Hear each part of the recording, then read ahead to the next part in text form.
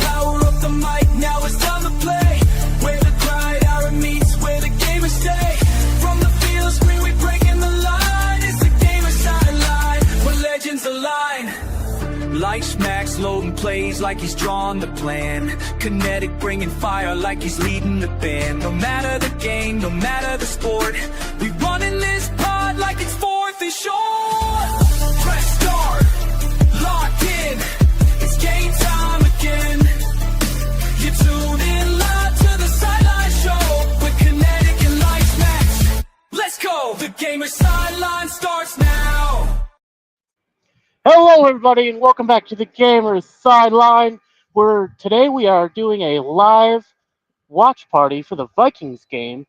So make sure you stay tuned because we're going to be talking about the game throughout the game with you and with each other.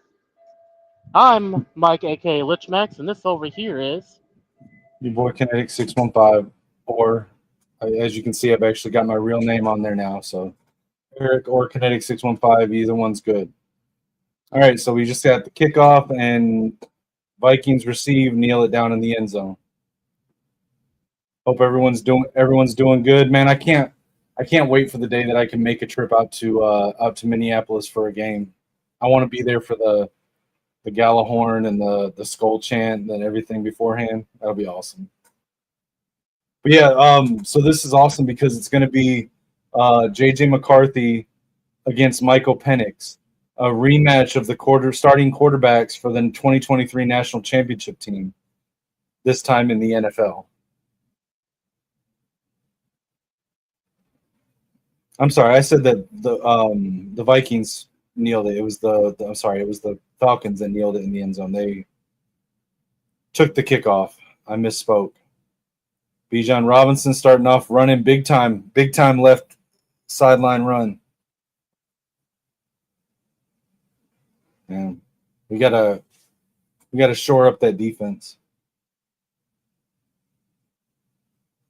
Looks like a stretch or outside zone.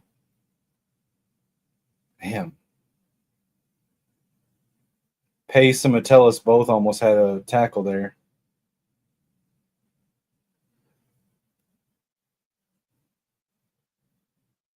Penix and pistol here. That's an interesting formation. Run to the right and another first down by Robinson. That was an interesting formation, Mike. I don't know if you've seen that before. If you saw that, it was like pistol with a fullback in front of the quarterback. that's kind of similar to like a full house type pistol formation. It's like a pistol full house. Well, yeah, but it was only the quarterback, fullback, and running back. Yes, that is something that you see. It's like it's kind of like it's almost like a full house, but it's more like I guess a good way to call it would be like a slot, if that makes sense. Right. Like a pistol slot formation, kind of like the slot left that you see in shotgun, but in pistol instead. It's something. It's something that they've been playing with. Yeah, I don't think I've ever seen that.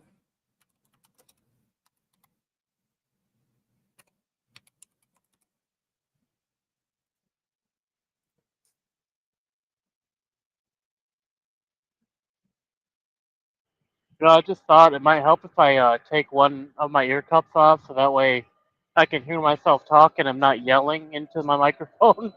Right.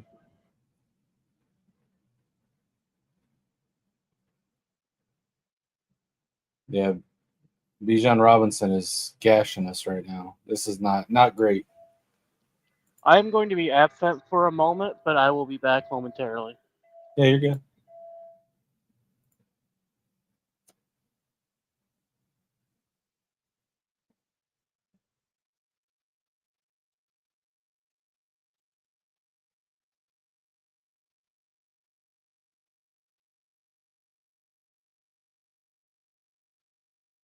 Timeout Atlanta.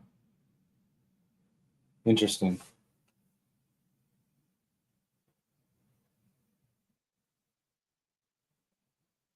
taking your first time out this early in the game is interesting.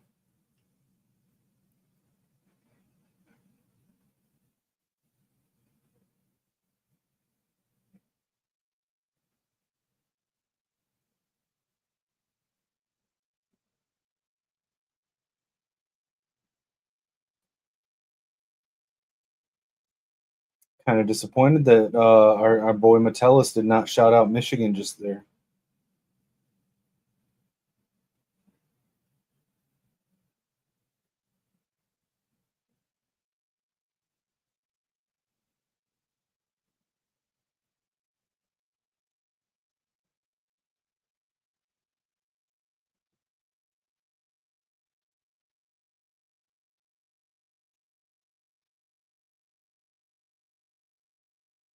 Got a flag on the play. False start on the Falcons.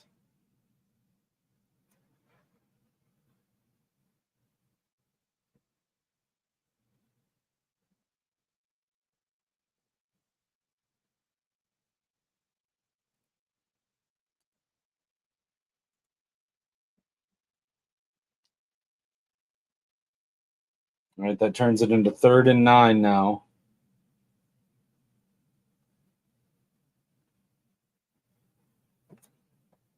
Penix in shotgun, 1 back. 3 receivers, 2 right, 1 left. Tight end in motion to the right. Low snap. Under pressure. Fires right. Caught. And tackled short. Tackled short. It's going to be 4th and a little more than 1.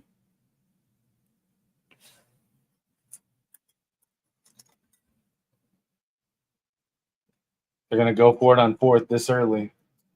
I appreciate it, Marty. That was my bad. We had it set for my other channel on accident, and I didn't notice it till right before we went live. Yeah, and also, if you like our the way we're doing this, make sure that you also hop over to the Gamers Sideline and throw a subscription over there as well. We talk football on Fridays, and we also do we talk football and games. So I mean, that definitely, if you like that stuff, make sure you head over there and check that out. Wow. So on 4th and short in the red zone, Atlanta gets a delay of game. Couldn't hear the coach in the headset, and because of the crowd noise, and gets a delay of game. Nice job, Vikings fans in attendance. A lot of our friends are at Skullfest and are at this game right now. So shout out to them for the delay of game there on the Falcons. Now they're, instead of going for it, they're going to kick it. Field goes up, and no, is it good? Okay, ref said it's good.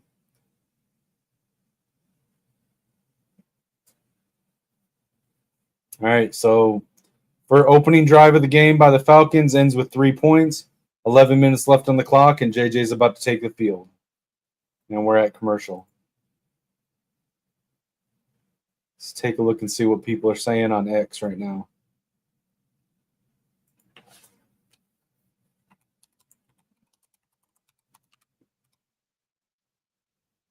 Always a good place to check for Vikings news in real time is our friends over at the Purple Persuasion, TPP.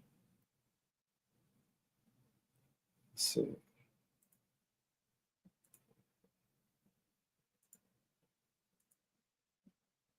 All right, so let's see. Crowd shut it down. Kudos to them. Was a heck of a start from the Falcons, and the fans stepped up and shut it down.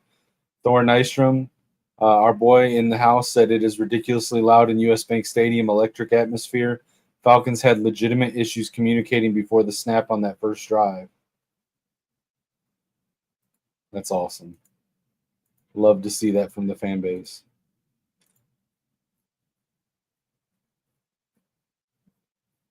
Need to find. I wish I would have looked up the injury report.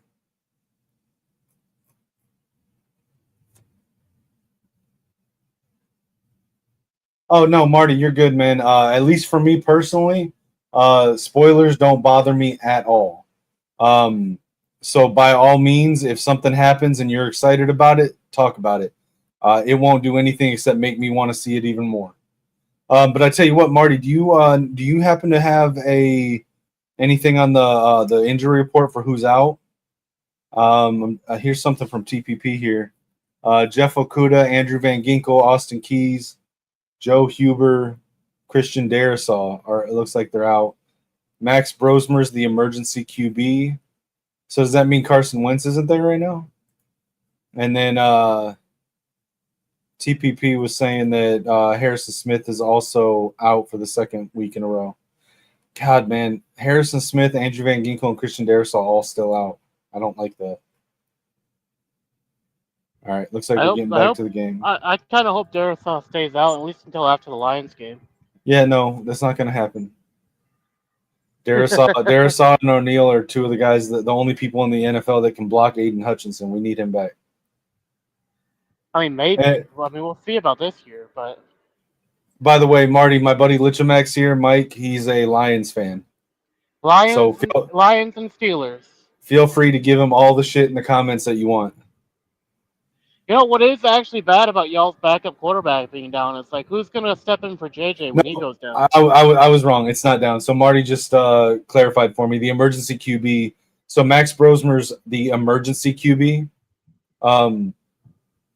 Hold on a second. Oh, okay, so you guys still have your backup quarterback. It's just your third string is down. Right. Oh, okay, that's good. So otherwise, I'd be kind of interested to see if they're going to call a safe game with not having a backup QB. If that were the case. No, but you've actually seen our backup QB. He was the starter for Minnesota last year when they came to the Big House to play Michigan. All right, JJ's first throw to the left, Jalen Naylor. Very short. It was only a gain of maybe 2. JJ McCarthy is showing 64-3 record as a starter since high school. 10th overall pick in the 2024 draft. Missed rookie season with torn meniscus. It is actually funny that Minnesota Vikings backup quarterback is Minnesota's previous quarterback one. well, yeah. So he was the Minnesota Golden Gophers starting quarterback last year, and it's really interesting because he did what you don't see happen in the NFL very well. There was a run to the right by Aaron Jones, didn't get very far. It's going to be third down. So he was undrafted. He signed actually a pretty big undrafted free agent contract to come in for training camp. And it's very, very rare that an undrafted quarterback makes the 53-man roster of a team. But not only did he make the team, but he clearly showed himself to be better than both Brett Rippon and Sam Howell, who are veteran quarterbacks. JJ under pressure, scrambles out of the pocket right, trucks a guy, still gets tackled, but trucks a guy just short of the line. Hell yeah, go JJ, man. So anyways, Brosmer showed out so good in the preseason that he wasn't. Yeah, that's short of the. It's probably short. Yeah, it's short. Are they going for it? 4th and 1. Just shy of midfield, and they're lined up in a tight formation. JJ under center tries to sneak. I don't think he got it though. I don't think he got it.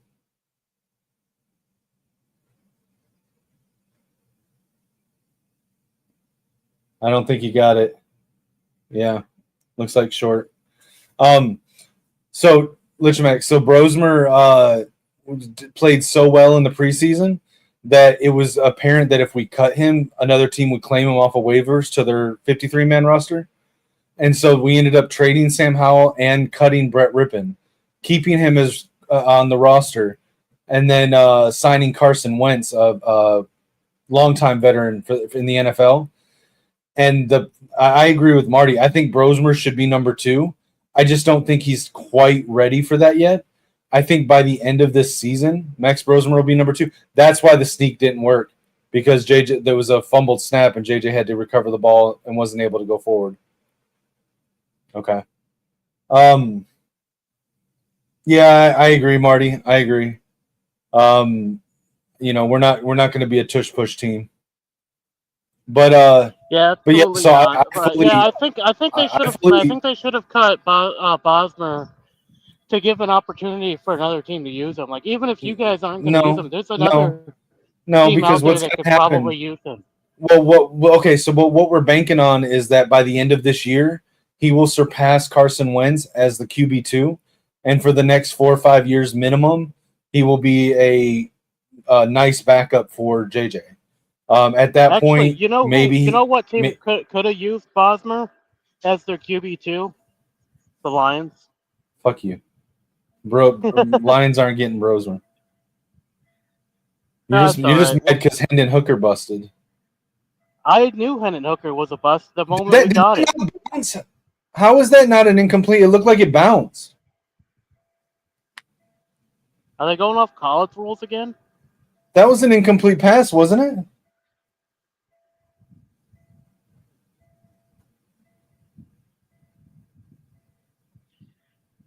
So I know college rules as long like it's like you got like the 5 second rule or something where it can bounce off the ground as long as it doesn't hit.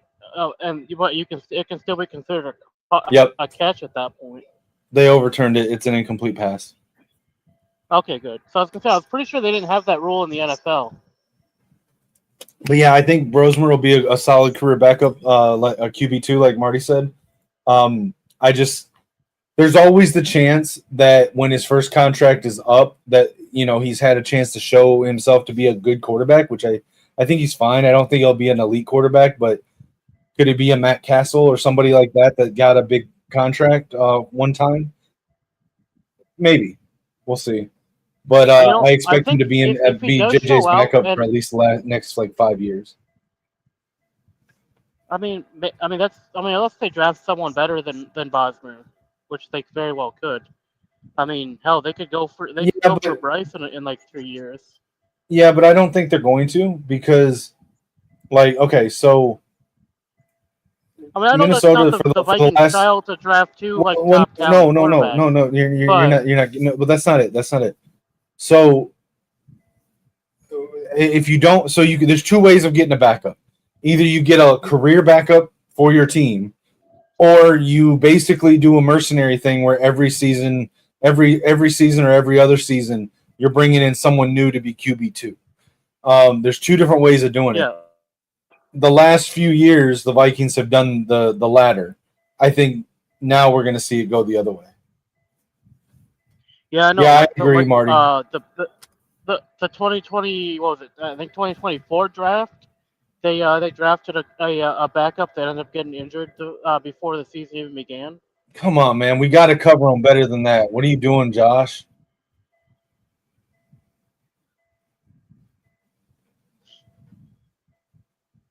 You can't.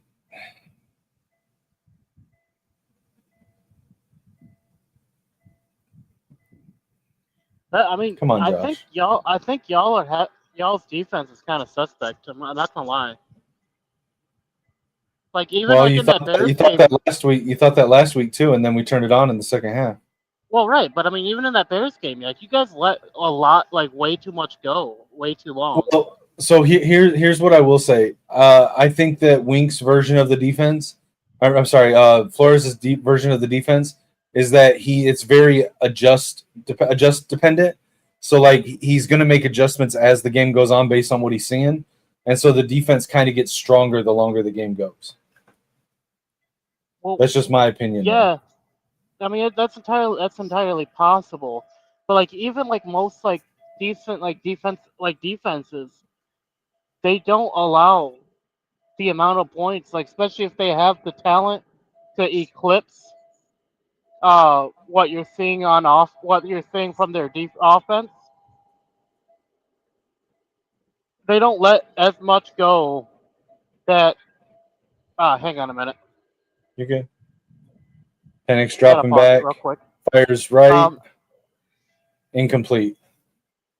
anyway, what I was saying is, like, if when you have like a defensive coordinator that's as talented as Flores, with a team as talented as the Vikings defensive team is, typically they don't let that much like that many points go before they actually adjust to stop it. Like y'all waited until like the game was almost done for you guys to actually like step up and start stopping what the Bears were doing. I mean, I get that it's I get that like you guys were going up against Ben Johnson last week, but still, I mean, you guys should have been able to adjust a lot faster than you did. Well, no, I agree with you. I mean, so the defense that Flores runs will look a little bit familiar to you. Incomplete pass, nice. Incomplete pass. 4th and 5 in the red zone. So it'll look a little similar to Wink's defense because it is a version of the amoeba defense. It's weird because Sucks at it. as far as I know, I don't think Flores ever coached under Wink. So he's one of the few like people that have adopted Wink's defense, even though he's not like a Wink from the Wink coaching tree. Right. But he kind of took it in a little bit of a different direction. So like where Jesse Minter and Mike McDonald kind of took it. So when Wink first ran it with the Ravens, it was a 3-4 base. Yeah. Then it kind of transformed into a 4-2-5 base. Jesse Minter and Mike McDonald were much heavier on the 4-2-5 base. Wink right now kind of runs a hybrid. It'll be somewhere that sits somewhere at Michigan. He sits somewhere between 4-2-5 and a 3-4 base for the amoeba defense. Flores went like balls to the wall even farther into the 3-4 version of it that that Wink originally ran with the Ravens. But even more so, he took the he's taken it to another level with the positionless concept, where he looks at the defensive players as skill sets instead of positions, and then depending on what the offense is showing and the situation, he'll play people that he needs with the particular skill sets at that spot on the defense. So that's why you'll see Josh Metellus, who is a career safety, our own Wolverine, former Wolverine, who actually played more linebacker in college. But you'll see, I mean, bro, last year and the year before, I think he lined up at like 9 out of 11 positions on the defense. Yeah, because Brian Flores just moves people around like crazy, and you saw Wink do that yesterday a lot with moving Jay Sean down into the edge, moving Rayshon Benny from D tackle out to linebacker, moving Zeke Berry from safety to corner, moving TJ Metcalf from safety to corner, Brandon Hillman kind of playing the Viper position where he moves between safety, linebacker, and edge. So it's really interesting. It's kind of like I said, Flores' defense is like old school Wink amoeba defense, but sort of taken even further. Right. Well, hey, I will be back momentarily. I have to take a picture, and it's going to kick me out of here. So You're I good, will bro. return in just a moment. You're good. Yeah, and just for the people in the chat wondering, Lichemax is technically working right now while he's doing this. So if he has to step away for something like that, that's the reason.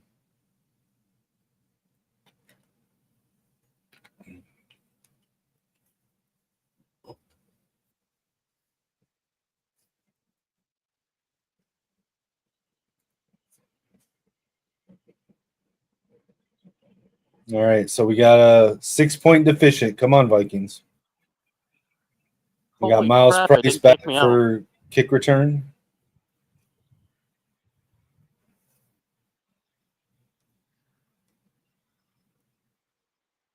Is that Ty Felton back there with him? 13, isn't that Ty Felton? No, wait, never mind. That's 13 on Falcons. I need to figure out how to get my picture quality up on this. Hold on. Let's see.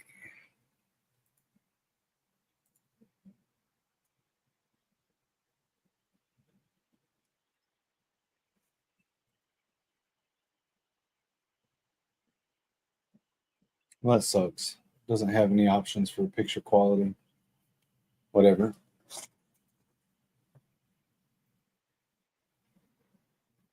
All right. But your Elgato webcam doesn't give you any options to adjust No, anything? no, I didn't mean that. I meant the spectrum app on the computer. Oh, okay. I was gonna say, like, how does your, like, uh, your camera I'm is sure it does. about I twice. honestly couldn't tell you where it's at, but I'm sure it does. It's in the Elgato Wave app, but like your or Elgato Connect app, but your camera is like twice the cost of mine, and mine has those options. Yeah. There's no way my camera's that twice the cost of yours, dude. I think I got it for like between $50 and $100. The Elgato camera, I guess it It's depends on which the one you get. The Elgato face 1080, cam. yeah, that one I think it's like $120. Well, yeah, but see, I bought it when I was down there when you and I were still roommates down in Tennessee. So that was a few years ago. So I don't know. The price may have went up. Well, I mean back then, yeah, it was like Aaron 120 Jones running left If and you gets got the 10, tackled at the line. if you got the 1080 one, it's like 120 Not bucks good. Our for the running 1080. game is not getting going, man. We need to run Jordan Mason more. It's going to be third down, 3rd and 2. I mean, if it makes you feel better, the Lions running game was on fire. Oh, I know. I got Gibbs on my fantasy team. Trust me, I know. Oh yeah, he got you some points today. I went from a 30% chance to win my game to being heavily favored right now. Let me look. All right, JJ in shotgun takes a snap, looking to throw under pressure, and gets sacked. Offensive line gave way too much ground. Why'd you let him do that? James Pierce Jr., the rookie out of Tennessee. I tried to tell people last year how good he was. James Pierce Jr., he's good, number 27.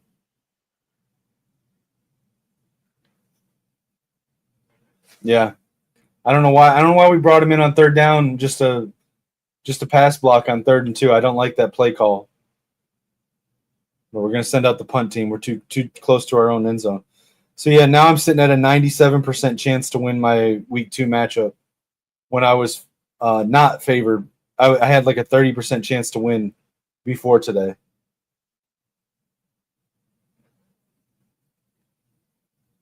Lamar Jackson showed out for me. Jahmyr Gibbs showed out. Jamison Williams showed out. Ricky Pearsall did all right. He didn't do as good as I hoped. I had to start Tyler Warren because Brock Bowers was listed as questionable for tomorrow. I didn't want to risk it, so I just put Tyler Warren in. He actually did pretty decent. Tet McMillan overshot his projection, did well for me. The Eagles D did really good for me, and fucking Brandon Aubrey, the kicker for Dallas, got me damn near as many points as Lamar Jackson did.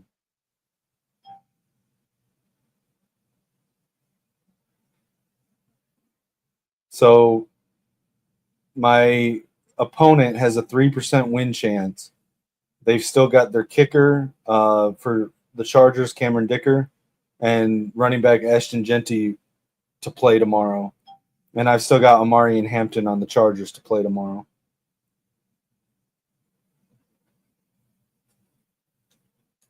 Yeah, no problem, Marty. I appreciate you coming in, man, and subscribing, hanging out with us. And yeah, man, you're always welcome back. When you get back, if you at some point, if you want to jump on and talk with us, let me know. I'll shoot you the link. But yeah, man, I appreciate it.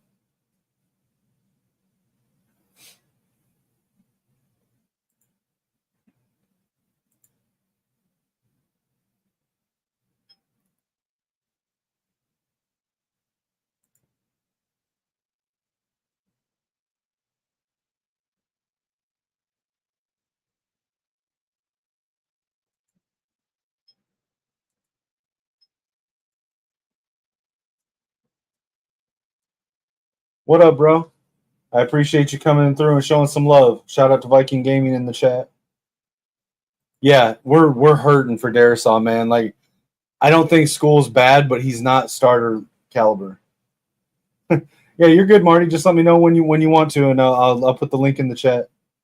We're just here, having fun watching the game. So if someone wants to jump on and chat with us, just let us know. I'll put the link in the chat. Yeah, we definitely need Darisaw, man. We are hurting for him.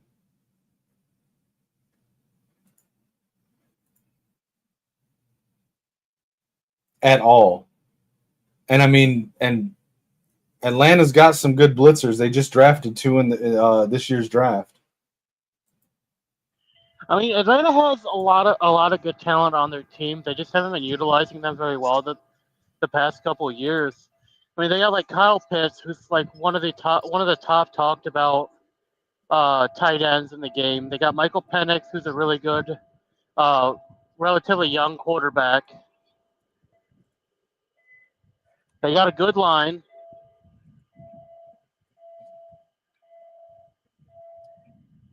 Yeah, but I don't think Walter Rouse is a left tackle, is he? I thought he played right tackle at Oklahoma. You know who might know that? Who's not in here right now is Dakota.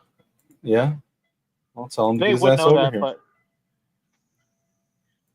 but you know, it's hard enough getting him to watch the games when he has the day off.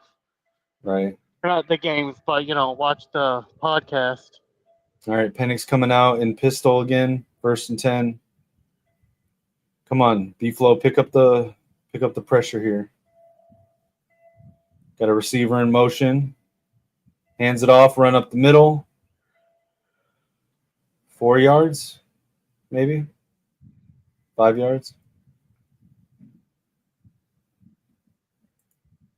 Yeah, I like Walter Rouse. I don't know if he can play left tackle, because I think a lot of people don't realize how big of a deal it is to move somebody from left to right tackle if they're not used to it. Blake Cashman's out. That's another one I didn't mention earlier. I mean, like in my experience, it doesn't like in your way of thinking, you wouldn't think that's a big deal. You're just blocking the opposite direction that you normally do. But when you have that muscle memory built in, Right. like It's everything is backwards to your muscle memory. And when right, you've your been doing muscle it, memory is playing the same engaged, side since high school. like like that's like when your muscle memory is engage and push right, engage and push right, and then once you switch to like the other side, then you have to like kind of reteach yourself to engage and push left. But I could see a case being made for putting them in at on the opposite side if you're like doing a run play to that side. So for example, if you're doing like a left running back stretch, then like you could put a right tackle at left tackle because that's going to actually benefit them to push them into the other lineman. You know what I mean? Right. Yeah, But it I think a does. lot of people But if you do underestimate that, the yeah. difficulty of that. Yeah, I so mean, I that's don't something think that it's like I would consider, Marty. difficult. I would consider moving Jackson to left tackle, because that's what happened with what Ohio State did last year, and they won the Natty doing it, when their left tackle got injured late in the year. So yeah, I mean, he's shown the ability to play left tackle. I don't know if he can do it at the NFL level, but at this point, I don't know that he would be worse than School. False start on the Falcons.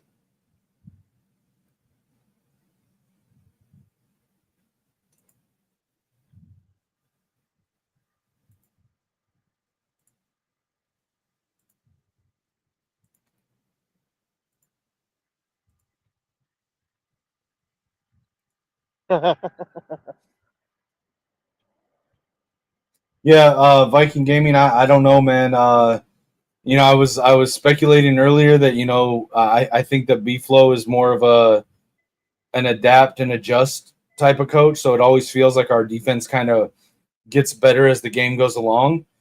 But I don't know, man. I think we're really thin at DB. So there we go. Strip the ball.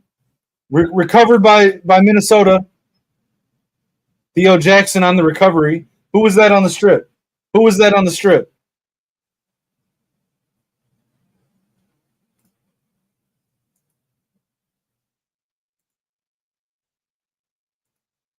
Eric Wilson punches it out. Nice. Nice. And Theo Jackson picked it up, ran back a few yards before getting taken down. That was awesome. All right, now we need to use that as a jump start for the offense.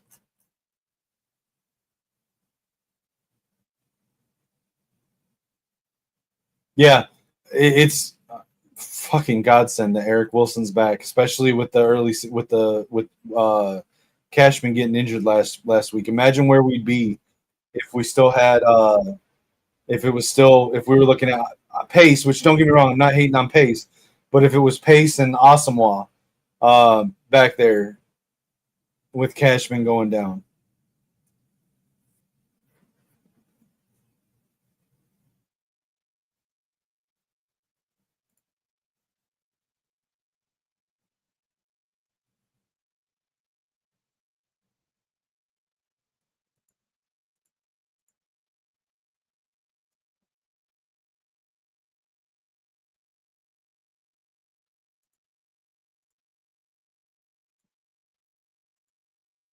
Taking a look at Twitter here, seeing what TPP is talking about.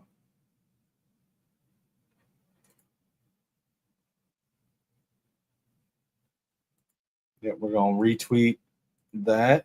Shout out to Eric Wilson.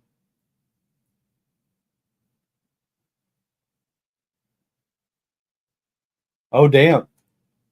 Bengals quarterback Joe Burrow feared to have suffered a grade 3 turf toe injury that will require surgery and sideline him at least 3 months. And the Vikings play Joe Burrow play the Bengals next week. Wow. Okay. That changes that game quite a bit.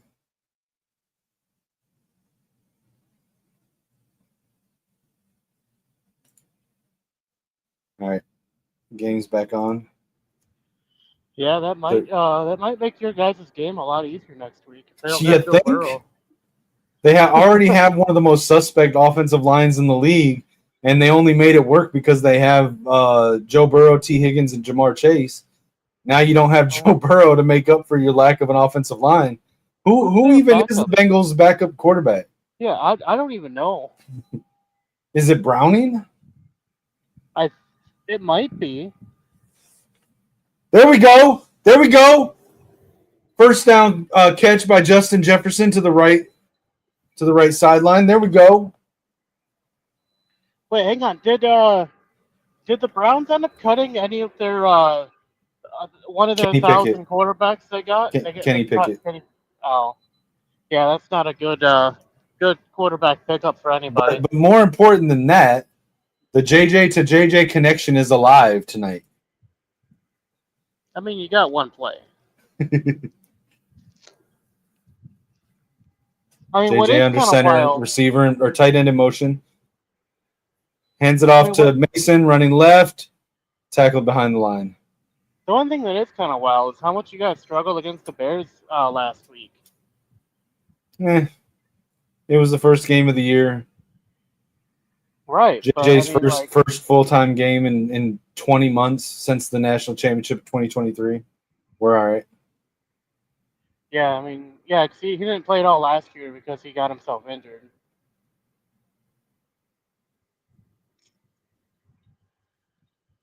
All right, 3rd and 2, JJ in shotgun, single back, 4 receivers, 2 to either side. Receiver in motion, or Hawkinson in motion. I mean, hands it off to Mason. The middle, first down. First down, Mason. There we go. I hope that you guys can get ahead enough going into the half to where you guys can start putting your backups in to see who might be a good backup for JJ if anything ever happens. Well, right now it's Wentz, but like I said, I think by the end of the season it'll be Brosmer. Yeah, Mason's a godsend, dude. Like no slight at Aaron Jones, but there's a reason why I drafted Jordan Mason instead of Aaron Jones on my fantasy league. I mean, he's my backup running back, but still, there's a reason I got him. I'm assuming Saquon Barkley wasn't open. Actually, he was, but not when I took Jordan Mason. I could have gotten Barkley, but I took Jahmyr Gibbs instead. Well, yeah, I mean that's probably obviously the better choice between the two. But I mean, for your backup, it might not have been. Well, actually, no, I think it would have actually been a bad thing because a lot of the times the Lions and the Eagles they play at the same time. Right. Yeah. So Viking gaming. Listen, I don't disagree with you. I'm not the biggest fan of Wentz. I do think that as we stand right now, week 2, Wentz is more capable of. JJ gets injured and or has to come out for a series or two. That Wentz is more ready to go into the game and manage it than Brosmer right now. But I do think that changes by the end of the season. Hey, Yeah, Marty, 1 second. I'll put it in the chat. I can get it. You got it? All right.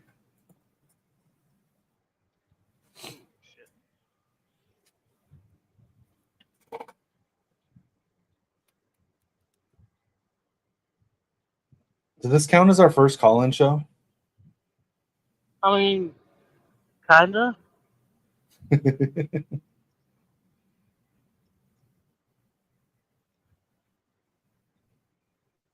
Oh, by the way, guys in the chat, anyone new who just joined in?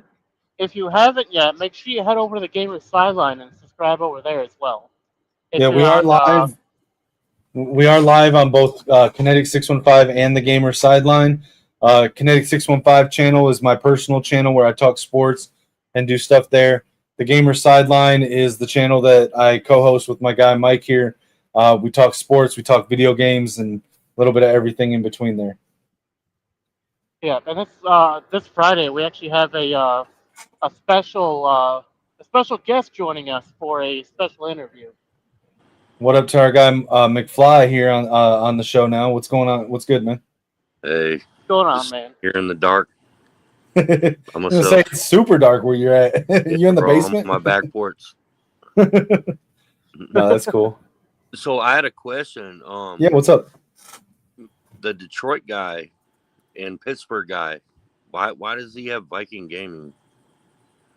What was that? Oh, no, That's your tag, right? Viking Gaming? No, that's No, someone no. else. That's someone else? Yeah. Oh, okay. Because I was totally confused on that, brother.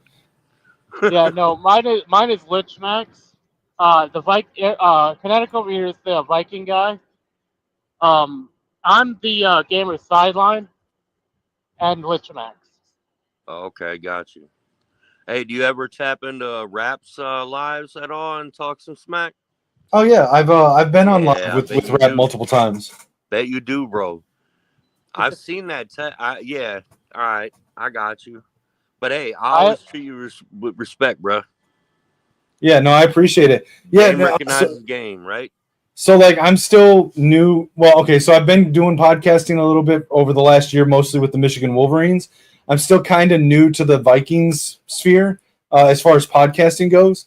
I've been on with Rap a few times. I did one of the nights of the draft. I was on with him, and a couple other times I've tapped in with him for different things. I've been on Purple Daily's Vent Line with Declan once. I don't like Purple Daily, bro. That was one of the first podcasts I ever linked up with, but I don't like them, man. They have great stuff, you know. I mean, they're on the ball, right? But I just don't feel like it's family friend or like it don't feel like inviting to me, bro. You know. So I mean, it is very so like. I like the O-line committee though. Yeah. So I think what you're referring to is you got 3 guys that were beat writers, media, like radio guys, right? So they treated it like professional business and shit. Yeah, I got it. It's like what we do or what Rap or what a lot of these guys do. GG Sports, it's more like we're just hanging out with y'all. You know what I'm saying? I met Jamie last night at Skullfest, bro. So they're a large part of what brought me into being a full-fledged Vikings fan. I don't know if you've heard me talk about it before on any of the shows. No. But so I've been growing up, I didn't really have a pro team. Like I've always been a hardcore college fan, but growing up I was much more of a fan of players in the pros for both basketball, football, whatever, right? Yeah. And like, I've always had a good disposition towards the Vikings because, first of all, Vikings is a badass name. The colors are fucking A+. And I was a huge fan of Adrian Peterson, Jared Allen, Percy Harvin, like that era, right? Yep. So, like, I like those players, but I never really felt drawn in to be a fan of a team before. Gotcha. When Oh shit. What happened? All right, I'm gonna shut up while I watch this play because I'm a little behind you. Mason almost got his first down, bro. Yeah. Oh yeah, nice run. Yeah. What I want to say about that though, about Jordan Mason, bro, he needs to be our RB1, right? I know they're because they gave Jones the money, right? They got to play him, right? But he's a third down. He's a pass blocker, receiving running back at this point in his career, man. They need to let Jordan Mason bang, bro. Give him the fucking ball right there. I agree with you, but I don't want to see him do that baby. exclusively. I want to see that sort of be the baseline, but then switch it up for change of pace and to keep people off balance. Well, but I agree. I mean, you don't want to telegraph your stuff, right? Right. Yeah, but Jefferson Mason in motion, is the banger, bro. You on first down, give him the fucking ball. Yeah, I agree with you. But yeah, He's so get you those yards. So Michigan, a huge Michigan fan here, and we won the national championship in 23, right? Mm-hmm. When JJ declared for the draft, I started paying attention to where people were predicting he would go, right? Mm-hmm. And funny enough, the places he was being predicted early to go. See, he got ran into it by his own lineman, bro. Minnesota and Atlanta, right? Yep. So I started like looking up YouTube podcasts for Minnesota and for Atlanta, just to see what they were talking about as far as what they thought of the projection of JJ, right? Pretty, but you're good, bro. All right. And like, the Atlanta podcasts were okay. There were a couple that were cool, but whatever. But like, I found myself really like, so GG Sports Podcast was one of the first Vikings podcasts that I like listened to, right? Yeah. And I found myself like tuning in and listening even when they weren't talking JJ. This is before the draft, right? Yo. And like, I started participating in the chats and and this is all before the draft. And like, I felt so welcomed by the community there with GG Sports. Yeah. Like, even though I wasn't a fan, and I was very open about it. Like, I'm not a fan of the team. I'm just like, I'm a JJ fan and I'm checking it out. But like, this is a cool show. And like, I was so welcomed that I felt at home with it. So like, I found myself listening even when they weren't talking JJ to different Vikings podcasts leading up to the draft. And I was to the point where that night of the draft, I'm sitting there like, let's go. Oh, he did not caught that ball, bro. He caught it and ripped it out. Let's go. God, I wish I wasn't behind right now. Let's go, AT. I mean, I'm about 30 seconds right behind. Now. There's the pass. That's the pitch, baby. Down. Then the ball comes out after he fucking slides 3 yards. There we go. That's our shit. That's first down, baby. That's why we walked this boy back. So like draft night, I'm sitting there like fingers crossed. Like I don't want the Giants to draft him. I don't want the Jets to draft him. Like fingers crossed. Like I'm like, please don't take him. Please don't take him. And when we finally got him, I literally cheered. At the fucking one. Let's go. Here we go. Oh, sorry. No, you're good, bro. You're good. I'm behind you, son. My daughter's yelling at me. But hey, I tell everybody, I've been a Vikings fan before you're born. There we go. Jalen Naylor with the nice grab there on the low route, baby. Boom, Jordan Mason. But yeah, so like, they know it. It's funny because like, a lot of my Wolverines fans, they give me shit. They try to say I became a Vikings fan because of JJ, and like it's partially true, but I felt myself becoming a fan before he got drafted. And like I do think I would have become a fan if even if they didn't draft JJ. That's better than a sack, bro. I will say, if the Lions keep drafting a bunch of these Ohio State players, same with the Steelers, I'm going to be in the market for a new team.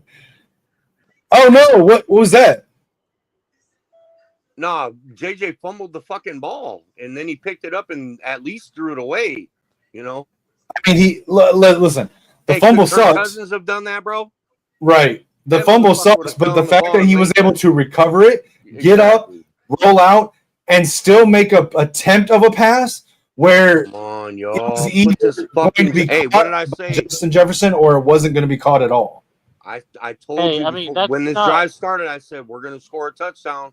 False start. The Hey, false start. that's Yep. not as impressive False as the start. punter who got the punt Delay a blocked, game. recovered the ball, and then still punted the ball. All right, hold on. What are we doing? Why? Okay. Delay a game, bro. Yeah, but the Yeah. ref was sitting there like chest to No, I chest know, with JJ. right in the middle what of the the fuck? shit. I know. It was weird. How you gonna give us a penalty when you're fucking standing there? Right, he wouldn't let him get under center. What the fuck? The ball isn't even in play till the ref moves. So how do we? Oh, they didn't. I don't think they gave us a penalty, bro. I think they picked it up. Yeah, they picked it up. They picked it up. Did they? Okay, because Yep, that yep, was yep. fucking bullshit. Oh nope. Yep. False start 5 yards. Yep. How did they give us a false start when I the don't ref know, bro. literally Oh, wouldn't shit. let JJ get under center? This is the second Zach. time that JJ has lost yards due to a play clock mismatch. But that wasn't even on JJ though. I know, that's what I'm saying. Like, this is the second time. Oh, come on, man. Like, it happened during the Bears Dude, game, hey, Justice and now it's happening School here. needs to fucking be cut, bro. This dude, did you see that shit, bro? Look how fast he got beat, man. He gave up 3 sacks in the Chicago game. Like, the coaches don't fucking understand. Like, put anybody in there. Anybody. Anybody's better than that dude. He sucks. Yeah, I mean, this I'll is be this honest, is bad. I kind of like him. I kind of like him being there, Shut especially up. for when you guys come up against Yeah, the Lions. when we play the Lions, you like him to be there. Fuck Sorry. that dude, man. He It's sucks. don't worry, Lichemax. We're gonna have Darisaw back when we play y'all. No, hey, Maybe if he doesn't get 3 injured points. again. Hey, our defense is keeping us in the fucking game. And Yeah. hey, you said our defense is suspect, but guess what? Like I said, we're slow starters. The Vikings as teams are slow starters, right? Like offense, defense. Like it's like I said in the chat, Terrence Crawford. Last night, Canelo, right? I mean, Slow start. You know, he's yeah. downloading info. This is what we do. Now watch. After half, you're gonna see the real Vikings, bro. Well, I will say, like, a lot of the times it seems like it takes you guys a couple games before your defense really gets locked in. Yeah.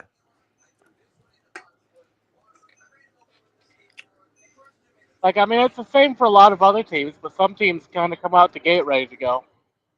But it just seems like, specifically like with that game one that you guys, with that first game against the Bears, you guys were struggling hard with the Ben Johnson offense.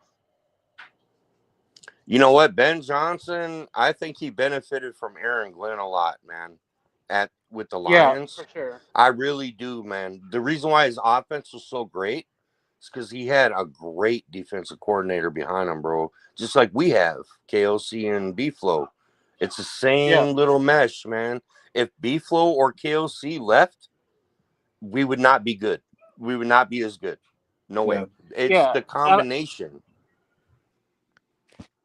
I'm kind of interested to see like what these new coordinators are going to do over the Lions. I mean, they started out kind of rough, then they brought it back against the Bears, where apparently the whole team woke up and chose violence against the Bears today.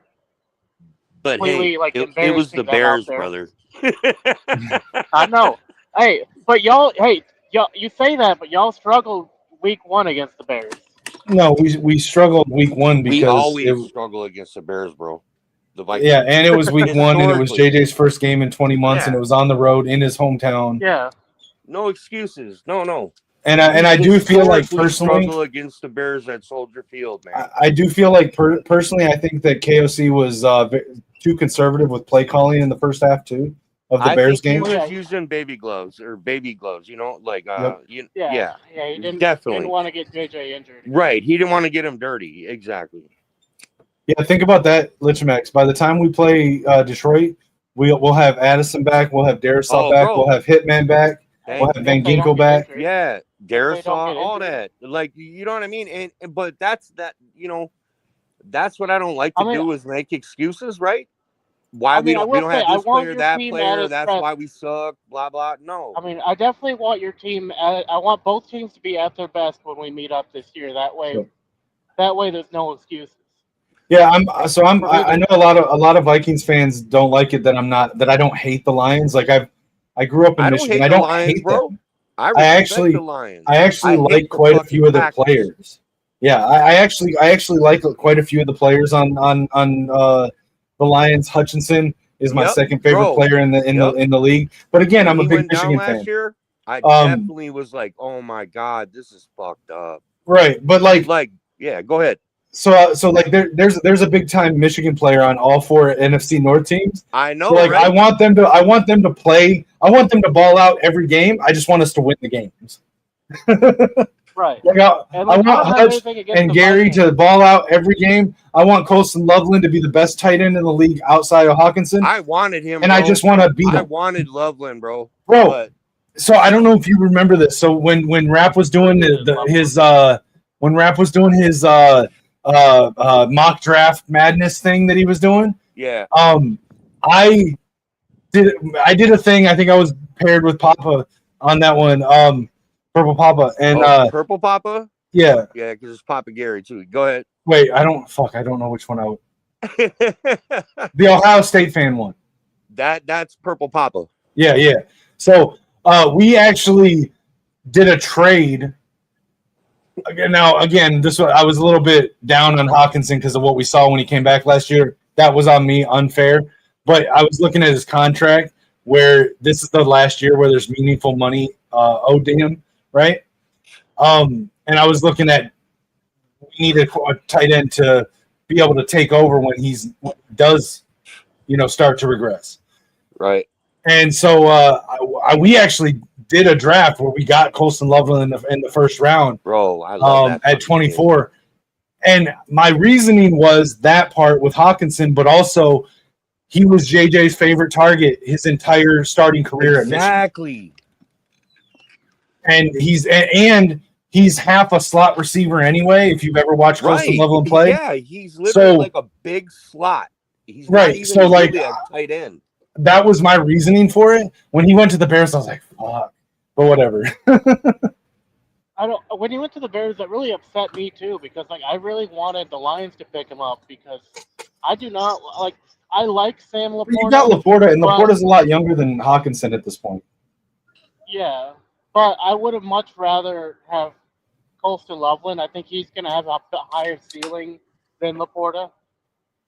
But that said, listen, maybe even as a Michigan fan, I'm 100% okay with us getting Donovan Jackson. He was one of the few guys on Ohio State last year that I would have been like 100% in on us drafting, and he's proven himself to be a great pick. So I'm not trying to was he one down of the on ones that that didn't get into the flag planting kerfuffle? I don't think he was. Him. Travion Henderson didn't. Yeah, let's go. Let's go. Now you got me hyped to see what happens. Turner got a sack, boy. Oh yeah, nice blitz, and Penix is down. Dallas Turner.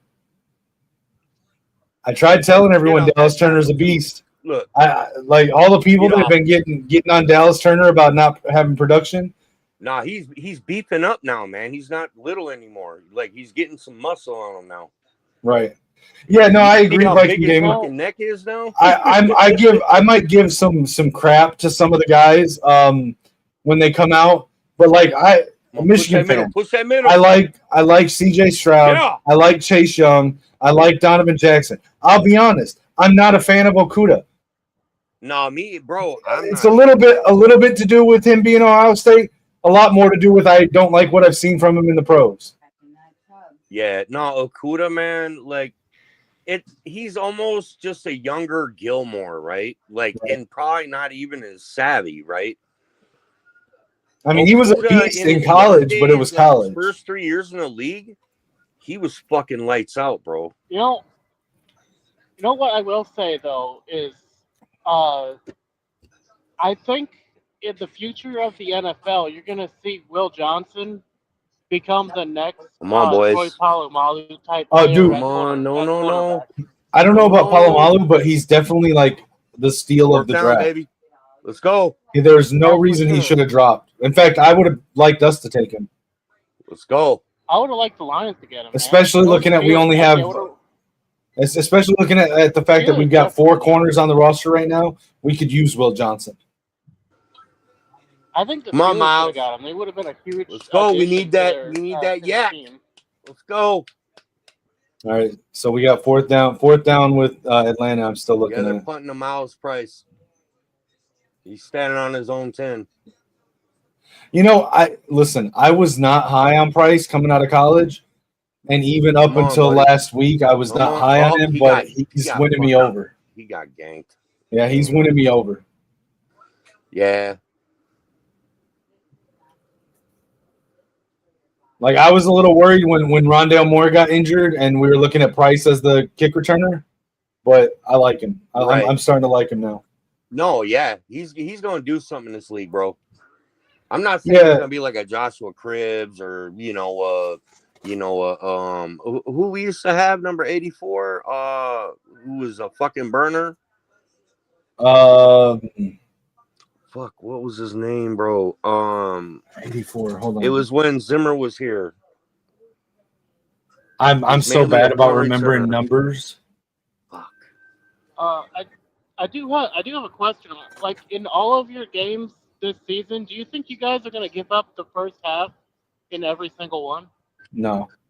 No, the but first- I will say probably the first quarter is going to be slow, Yeah. bro. Once we get on track, I think That's the what I was first gonna say. quarter- Missing first quarter will still Addison, be missing Hitman, slow. Yeah, Darisaw. exactly. Yeah, I think we'll come together at the right time. Once we get Addison back, bro, I promise to God this offense is going to be a lot different, bro. Yeah. Now, hey, so I want to say this. I am all in on the potential of us getting the Minnesota Golden Gopher Coy Parrish to replace Hitman, but Bro, from- I hope from- that guy is fire, bro. I agree, watched him 100%. all day. But Yeah. from a Wolverines fan, I want to put you guys, you and Viking Gaming in the chat onto somebody.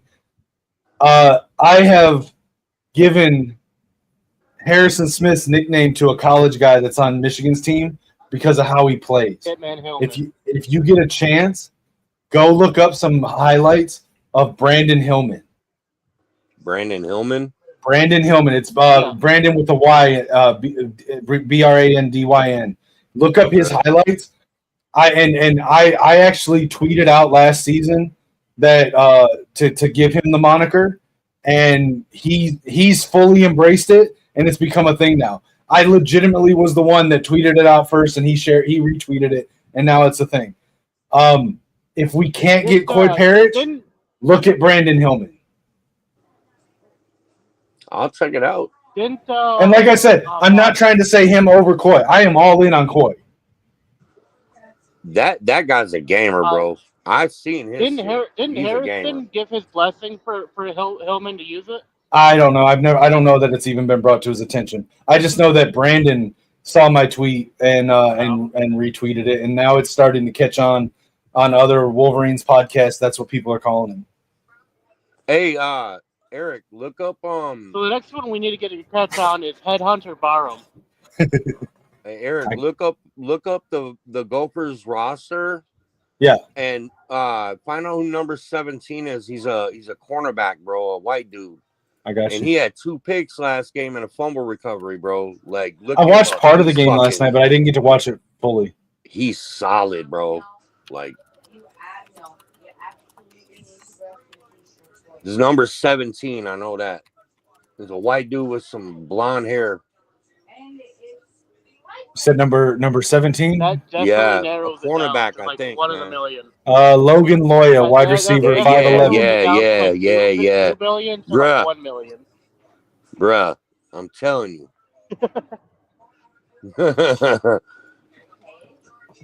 That's gonna be our new farm team for the Vikings, bro. The Gophers. We're gonna start recruiting. Wait, Ryan Kelly's out, so who's in at center? Jurgens? Oh, it's Jurgens, bro. I didn't even see that till just now. Bro, has he been starting the whole game? No. Kelly was in there, bro. Uh-oh. But yeah, if you get a chance, look up Brandon Hillman. Tell me you wouldn't like to have him on the Vikings if we can't get Coy. Bro, Bowman Jr. just intercepted McCarthy, bro.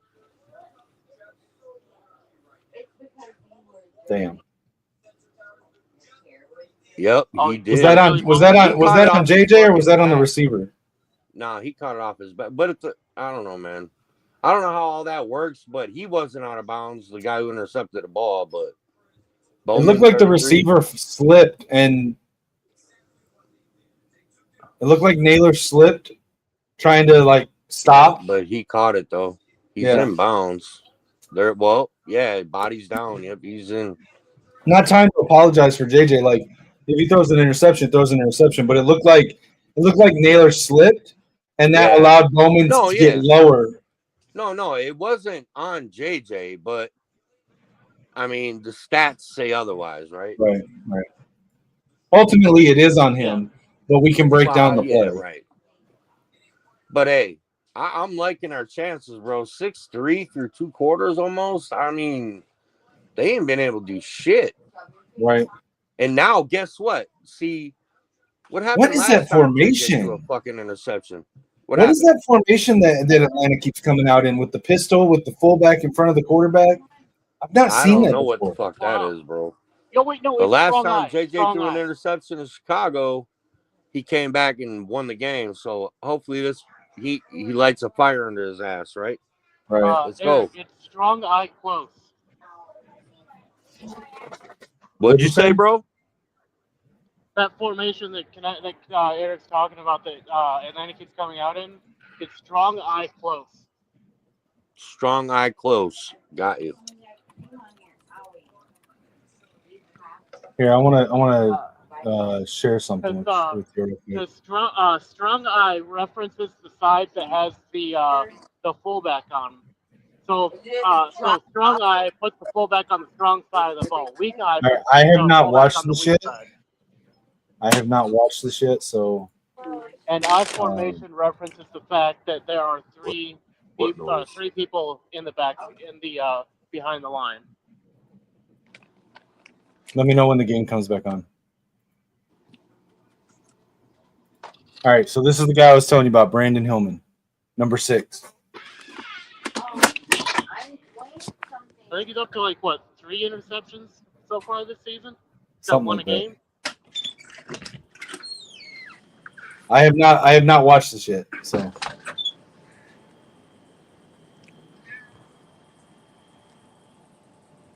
Come on, we got to get better quality here. I mean, you watched the game, so.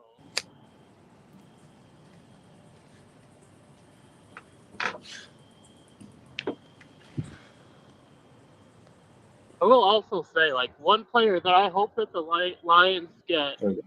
I hope when he goes into the draft, if he declares, I hope the Lions can pick up Barham. I think he would be a huge compliment to Aiden Hutchinson. But yeah, tell me what you think of this guy, number 6. And this is as a sophomore. This is last year as a sophomore.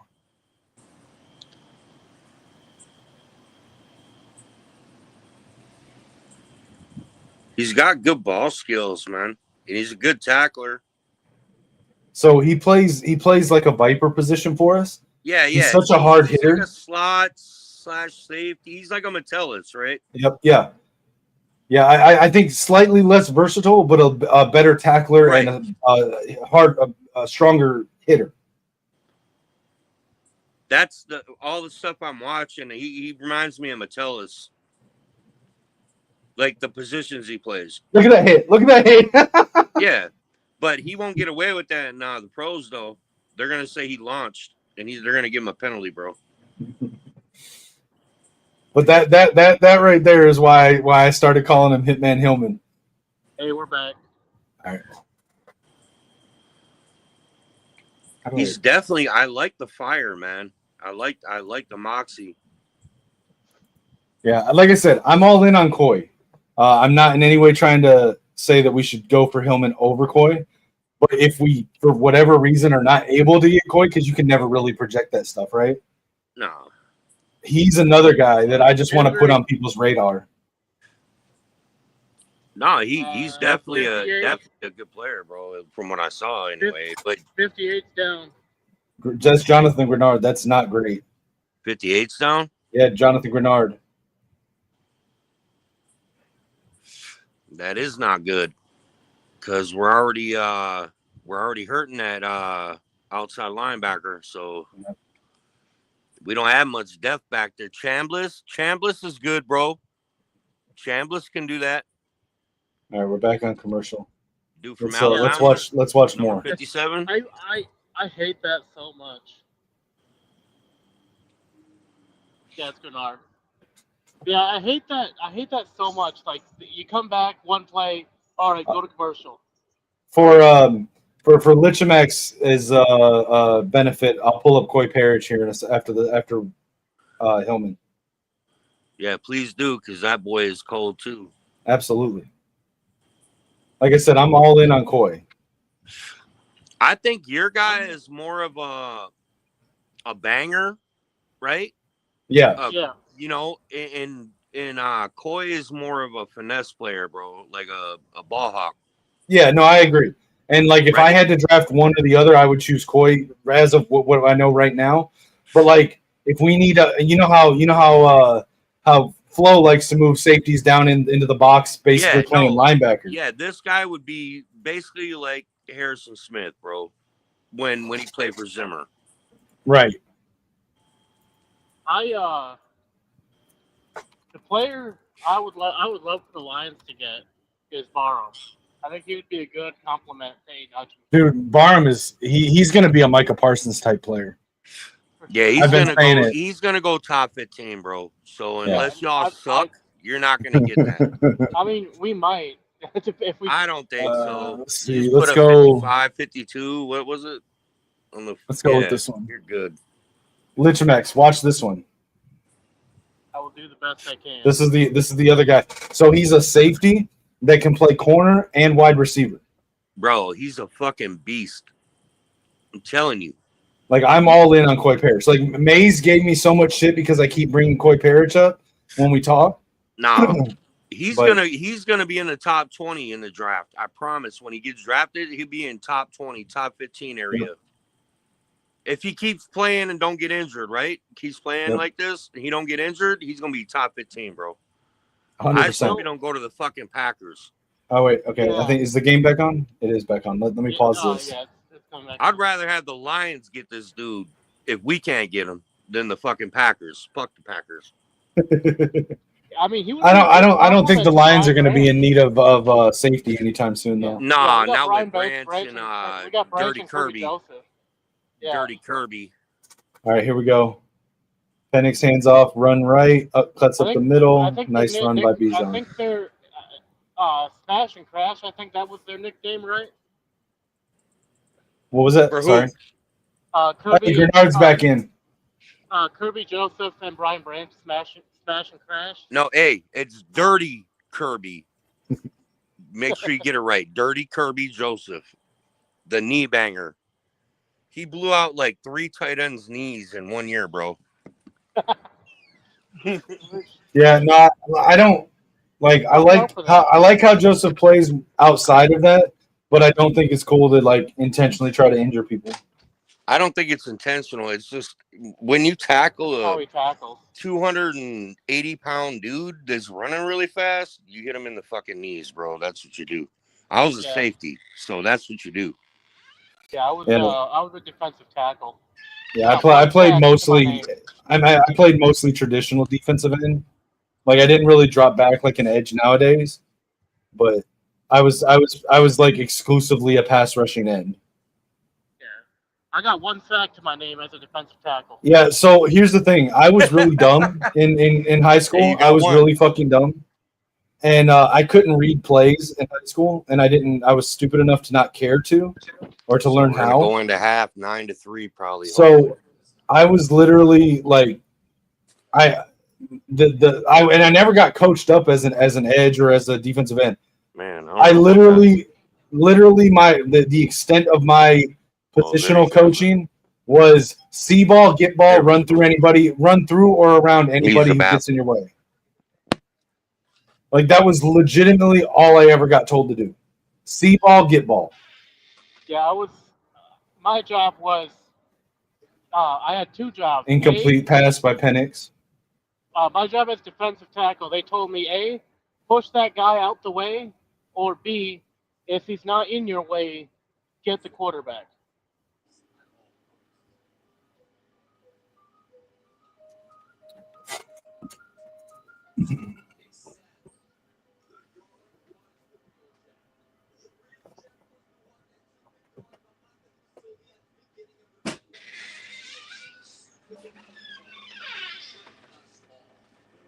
Yeah, I'm glad Grenard. I just saw your comments here, Viking Gaming. I'm glad Grenard is back on the field. Penix and shotgun under pressure, throws right, incomplete. 4th and 6. Again, our defense is definitely stepping up in the red zone. I just wish we could keep them out of the fucking red zone. Yeah, but you guys play that bend but don't break style offense or defense though. Yeah, but kind of like I don't generally like bend but don't break. But again, this defense is different because like it's a style of the amoeba defense, and I do like it. But generally I don't like the bend but don't break philosophy. 9-3. Right, but that seems to be what you guys run like in like the first half. You guys try to go bend but don't break. Yeah, so second half, but by the time we play, by the time we play y'all, on the rigid. We got 2 timeouts. By the time we play y'all, we're gonna be rolling. So. Well, I think that's just kind of like the style of your defense. So like a lot, like from what I've to an seen, extent, yeah, to an extent. Like the first half, you guys go like bend but don't break, and the second half, you guys go. Yeah, it's kind of like a boxer that plays like really conservative and defensive the first few rounds, and then waits for you to tire yourself out, see what you're doing, and then starts to counter and get aggressive late. That's kind of like what Flores' defense is. Yeah, because you guys start out with bend but don't break, and then the second half you guys go full great wall. Let's do more Koi Parrish. Oh wait, never mind. That was just a brief. Damn it. If we're gonna go to break, let's go to break. Let's quit doing these little 20-second commercial breaks. They have to get their money's worth. Yeah, they got to get all the sponsors in. Hey, so is Dwight McLaughlin the one that they elevated from the practice squad for in place of Okuda? I don't remember. Well, Viking Gaming just put in the chat that Nudi's doing great. So he's just running around. Damn it.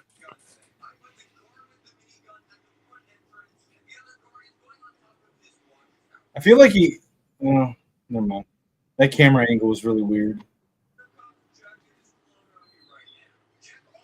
Man, we should have got another corner, bro. Like when Ramsey was out there, bro. That's what I'm saying. When Will Johnson dropped to the second round, could we not have leveraged some future picks? And like, if we were going to trade Blackman anyway, like, could we not have traded up and got my boy Will Johnson? Something. Dropped a second round. Like, come on, dude. I mean, I would have liked the Steelers to do that. We definitely needed a star corner to go with Terry and Arnold. But because like Terry and they're gonna let the clock run. It's all good.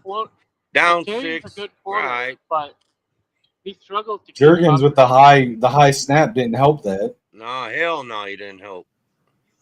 Bro, we have got to get our offensive line all on there at the same time.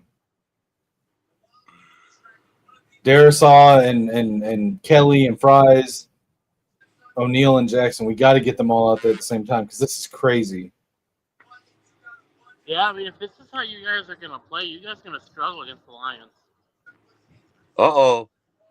Somebody for the Falcons is fucking about to get carted off, bro. I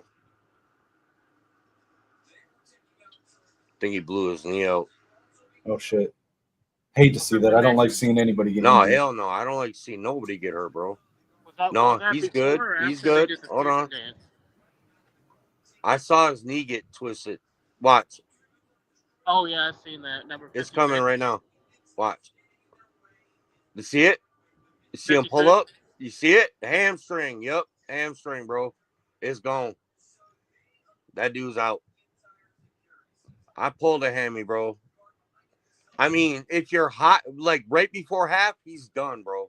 If it was third quarter or something, they could keep playing. He could stay warm.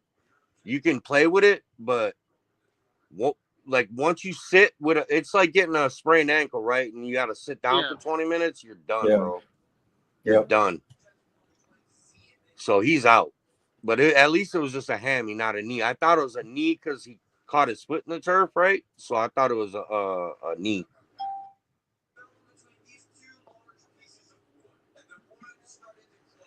I hope. Are you guys really throwing the fucking ball? Please don't. Run the ball. Or down it or do something, please. Well, they got to get down the field. They only got a couple seconds to do. What, 12 seconds? Well, I mean, I guess. Try to throw a nice 30-yarder, I guess. Don't get sacked. Got trips left. There we go. Let's go, Jennings. Let's go. Let's go. Time out. Time out. Yeah. Bro went from don't throw the ball to let's go. Sorry, everybody. I'm so sorry. No. You're good, Daddy man. gets excited. I'm so sorry. JJ to JJ. Sorry, JJ Riley. to JJ. That's a field goal, baby, for Will the Thrill. Let's go. Now, do we try to get a touchdown or do we kick it? I think you guys kick it. Look at him. Hiya. That's a nice little chip shot. Let's go. Come on, Will the Thrill. Justin Jefferson is way too, like he's such so good at route running and making cuts. Like he's not like the speed burner like Jamar Chase, but his cuts are just insane. Center, baby. Let's go. I know. And just think, like here in a couple years, you guys are probably gonna end up getting him on Raw. hey, I'll take Amon-Ra. JJ's fucking fired up now, bro. You've seen him on his podcast, him talking about like wanting to go over there. So I mean, there is a good chance. There is a good chance that like down the line, when his contract comes up, if we can't renew it, which we may not be able to next season, but within the next couple seasons, you guys might end up having an opportunity to pick up Amon-Ra. But the thing is, like, who do you guys drop for Amon-Ra if his contract does come up as open? Dude, listen, I'll take Amon-Ra all day long. Put him in the slot with Jefferson on the edge. I'm good. But who would you give up for Amon-Ra? I mean, I don't know that I would trade. Game time. But. So here's the thing. I don't think we're going to get either one because I don't think we're going to pay Jordan Addison what he's going to be able to get when he's a free agent, and I don't think we're going to pay two receivers that much money regardless. You look at how bad doing that has hurt Cincinnati. I don't think that we're going to do that. I don't want them to do that. But if we got Amon-Ra, if we signed him, that means we don't have Addison. Yeah, because I think Amon-Ra is definitely much better than Addison. I would say he's better. I wouldn't say much better, but it's like that dude is strong, like great slot, bro. Great slot. Yeah, I think Addison is more of a tweener. Yeah, he can play X, he could play Y, he could play whatever. Amon-Ra is literally where he should be, bro. Like, middle of the field, sidelines. Yeah, he'll block. Like he'll pick a block up and he'll run. I think he's even done a couple run plays. Yeah, he has. Yeah. So here's the thing. Throw the ball. If we could get him at a decent price, and if we don't keep Addison, if Ty Felton can turn into that burner receiver, opposite Justin Jefferson, and then we could bring in a nice slot receiver, I'm good with that. Yeah, because I don't think you guys are going to be hanging on to Jalen Naylor very much longer, are you? What was that? I don't think you guys are going to be hanging on to Jalen Naylor very much longer, are you? Probably not. I probably not. I think he's going to get a chance somewhere as a solid wide receiver 2, bro. Yep. And I don't know. It's probably 50-50. He either works out there or he becomes the next KJ Osborne. I mean, hell, depending on like what he All right, is as a free Lichemax. agent, the Lions could even pick him up to replace someone off Lichemax. of Raw leave. Watch more of these Koi Parrish highlights. Because I need somebody else to understand why I'm always talking about him. Because, like, Mays thinks I'm fucking crazy because I keep talking about this guy that he doesn't know who he is. I need somebody to back me up that Koi Parrish is legit. Bro, I've been praising this kid since he came out of fucking high school, dog. Right?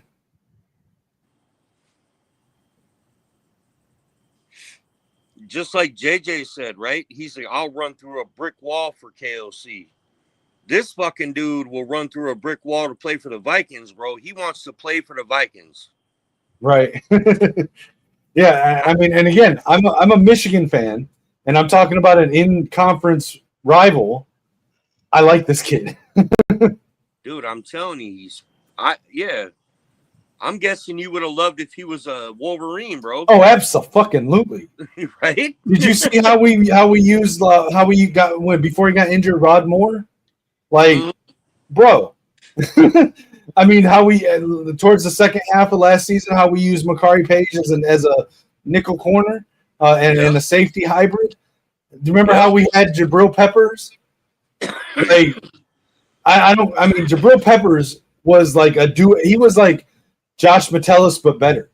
I don't know if you remember Jabril Peppers from college, but that dude played for us, for Michigan, in college. Jabril Peppers played safety, nickel, outside corner, linebacker, edge, wide receiver, running back, and even threw the ball a few times. Like, Jabril Peppers defined that Viper position, in my opinion. And, I mean, Koi Parrish is just a monster, dude. Now, like you said earlier, he's more of that ball-hawking safety than a box safety. But, like, I would still feel comfortable putting him in the box covering a slot receiver or you know what I'm saying? Like, and being able to put in packages with him on offense, too, at wide receiver. It's amazing. I wouldn't stretch him like that, though, bro. Like, he's I mean, Minnesota's doing that. I saw him on offense last night. Yeah. That's college, though. Yep. But that's college. Exactly. Well, but we're talking about I would have wanted him at Michigan. Yeah. Just like this Travis Hunter stuff, just put him on fucking defense, bro. I agree. Where he's best. I agree. Please stop putting him at wide receiver, bro. He's not Dion. Yeah, I agree. 100%. I agree. He's a great corner. Play him at fucking corner. Stop wasting all his talent on a quarter offense and 3/4 defense. Stop doing that. 100% agree. You can do that in high school, but college. I think Koi would be a perfect heir apparent to Hitman Smith. I'm just skeptical that we're going to be able to get him. I think because I don't think we're going to be bad enough to get a pick high enough to get him. No, I know, bro. That's what I said. He's going to be a top 15 pick, bro. I promise. You know who might be able to get him though? Looking at I like the way their season's probably going to go. The Steelers might have a chance to get him. Maybe. I think that's a fair assessment, man. Yeah, and I could see him being a Palomalu type safety. Absolutely, like that. Right? Like he actually would be like the 8-8 or some shit, right? But if he gets drafted by the Steelers, I'm gonna need him to grow his hair longer. Absolutely, yeah. That's a mandatory thing to do if you're a strong. You can't go there. You can't be this gifted. You know, but you can't be this gifted and go play the Palomalu position in Pittsburgh and not grow your hair without out. long hair. Like, You gotta have it. especially if he gets Malu's number. Oh fuck, that would be crazy, bro. Yeah, I agree. Though I agree with Viking Gaming here. I would trade up for Koi. I know. Conventional too. wisdom. Hell yeah. You're not supposed to trade up first round to get a safety. I would do it for Koi. Yeah, I would do it for him too, bro. Let me show you. Telling you. Well, never mind. He hasn't been that good this year, so I'm gonna pump brakes on that part. I will say, you know who like the Steelers. But I will say, actually- let's look at some Jayshon Barham highlights, because that's another one that I think y'all need to see. I don't necessarily think that we're gonna get him unless Grenard and Van Ginkel or have a drop off or don't return this next year. But check this guy out. I mean, I will say, like, I think the Steelers definitely should have drafted Shador instead of Will Howard. Especially if they were trying to look for like a future franchise quarterback. They definitely should have drafted Shador over Will Howard. Will Howard's a good backup quarterback, but I don't think he's going to be a good franchise quarterback. Like Jared Goff, looking at number one on the Wolverines here, number one. He's a linebacker edge hybrid. Yeah. Like I said, to me, he's so fucking athletic, it's insane. And I think he deserves the nickname Headhunter Barham. Especially after he got ejected for targeting. Right, for that bullshit targeting call. Yeah. So I think to honor that, we should try to get the nickname Headhunter Barham trending on social media. So if you're on social media, hashtag Headhunter Barham. Let's get that trending. So you talking Viking about Gaming, let me know in the chat what you think of this guy, Jayshon Barham. Let's assume for a second that we don't keep Grenard and Van Ginkel, and we're looking at a guy to maybe bring into opposite Dallas Turner. What do you think? I mean, I don't know. He's playing more inside though, from what I saw, right? So he played inside. Well, hold on. So he played inside at Maryland first, and then last year transferred to us, and that's where these highlights are from. And last year he kind of. It looks like Michigan Wolverine gear though. I'm sorry. So 2023 he was at Maryland, and he played middle linebacker, and he was their best player by far. He transferred to us last season. Last season he started to sort of play outside more than inside. Well, but you started seeing him that hybrid. This year he's playing more hybrid edge. But we've only had off ball, right? But he's not on the edge. He's kind of playing back. See, this year he's playing edge though. Oh, this year. Yeah. Yeah. So they have. I don't know if I can find highlights from this year. Yeah. Here we go. Here we go. Here we go. You should. This is from yesterday. This is from yesterday. I see him now. Okay. All right. So now they got a more edge. Did you see the plays you were showing, bro? He was set inside.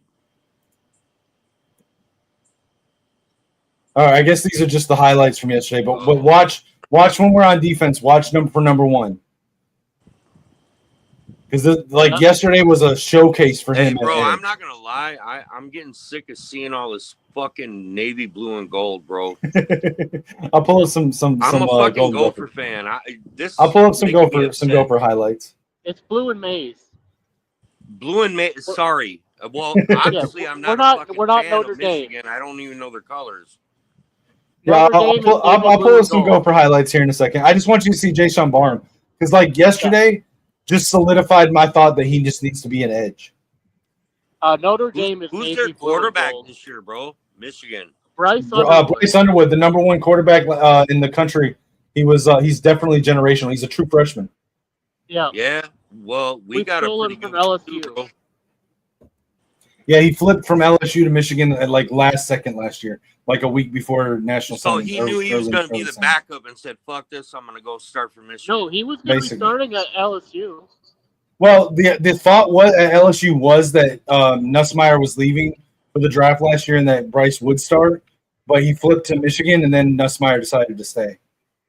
Yeah. Hey, I can't wait till the Gophers play Michigan, bro. And basically, all it took was a phone call for Bryce to flip.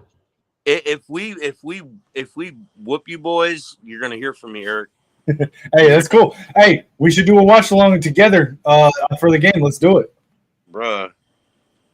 Do we play? Where Minnesota? you're on I don't think we play Where this are we year. playing in Michigan or Minnesota? I don't think we play this year. I think we play next year. It's It's next probably year, in right? Yeah, it's probably in It's every Minnesota other next year, year. right? Yeah. Yeah. I think we Yeah, play 'cause y'all I in don't Minnesota think we're next gonna year. see the- Yeah. yeah, I don't think we're gonna see the playoffs. I'm not trying to make you sit through every Michigan player. Bruh, I just want you to see number off one. This shit, man. I'm starting to get sick to my stomach. I just want you to see number one because he's a beast. Hey, do you see That's our quarterback though right there. That's our quarterback. Face now. See that? What'd you say? No, I'm talking to my wife. Oh, okay. You see that shit? That's from that. Viking Gaming says Underwood is different. Oh yeah. He needs to go. Yeah, he's I'll be honest. built different. We don't have the wide receivers to support Bryce this year, but we should get a couple top end receivers in the portal. Animals. I mean, really, all we have is Morgan and Hey, McCulley, Mama. and Morgan's still working on his hand. Yeah, you ain't been by that motherfucker. Yeah, dude. Okay. I'm done with this shit, I mean, bro. McCulley's good. He just doesn't have that route running down yet. Okay. Why? Okay. I'm disappointed that they didn't put Jayshon Barham in these highlights as much. Yeah, no. But I mean, we have McCulley and Morgan for targets, but McCulley's still kind of working on his route running, and Samaj has the route running down. He just has to lose the DB hands he's got going on. Hey, baby, we gotta let him off this kennel soon. And then we have There you go, McFly. Marlon Klein and Hogan Henson He's been in there as for the best 2.5 target hours or 2 hours. for at least at tight end. Shout out Viking Gaming in the chat. Yeah, I just like good football. I'm a diehard Michigan fan, but I want our rivals to be at their absolute best when we play them. I don't want any excuses for whoever wins. If we lose, then we lost to a great team, and if we win, we beat y'all at your best. So I want all of our rivals: Ohio State, Minnesota, Notre Dame, Michigan State, Northwestern of all fucking teams to be a rival. I want y'all to be great when we play you. Welcome to the chat. Yep. Philly Mike OG in the chat. Yeah, shout out. Joe Burrow is out for the season with a grade 3 turf toe injury. Is that legitimately confirmed? All right. Is the game back on? Hold on. I think the game's back on. Level 3 turf. Oh my god. If Burrow is out for the season, the Bengals are done. And the Vikings play the Bengals next week. Yeah, they're done. Their season is over. I hope no one had Joe Burrow on their fantasy team or Christian McCaffrey. He got picked really high in my fantasy draft. Let me go look and see who got him. Because you got JJ. Yeah, I got Lamar Jackson and JJ McCarthy. Yeah. Should have picked Jared Goff, bro. Why would I take Goff when I could get JJ and Lamar Jackson? But then again, JJ and Goff are more likely going to be playing on the same day. No, I'll be honest. JJ's on my bench because I got Lamar Jackson, but why didn't you play JJ today? Because I got Lamar Jackson. So, you don't trust in JJ to get your points? I don't trust JJ to get as many fantasy points as Lamar Jackson. No. You got no faith off your boy. They're gonna bring in Taylor Heineke. What? JJ throwing left. Oh, just barely out of Thielen's reach. Damn. I mean, they could grab Kenny Pickett. That was an incomplete pass, but can we appreciate the ball placement? All these people saying JJ can't layer throws, and he threw to Adam Thielen in double coverage to where a spot that it was either going to be Thielen or incomplete. Can we appreciate the spot of that throw? No, Taylor Heineke is a great backup, but if we're going against Taylor Heineke behind the Bengals offensive line next week, hey, give me that all day. Give me that all Y'all day. about to get stats for days on that game. Like they're gonna have your did defensive they line just throw another pick? looking Come on, dude. immaculate. Like that. Tell me that when you wasn't guys another play- pick. When you guys play the Bengals, they're gonna have your defensive line looking like the best in the NFL. Bro, Javon Hargrave and Jonathan Allen are gonna fucking feast next week. That was not a pick. That was not a pick. There's no way that was a fucking pick. He wasn't even holding the ball when it hit the ground.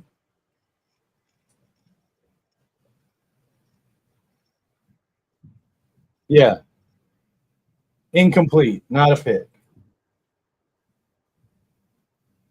And even still, even if he did pick it off, he hit the ground. Am I crazy for wishing that we would put Mason out there and run on 4th and 2?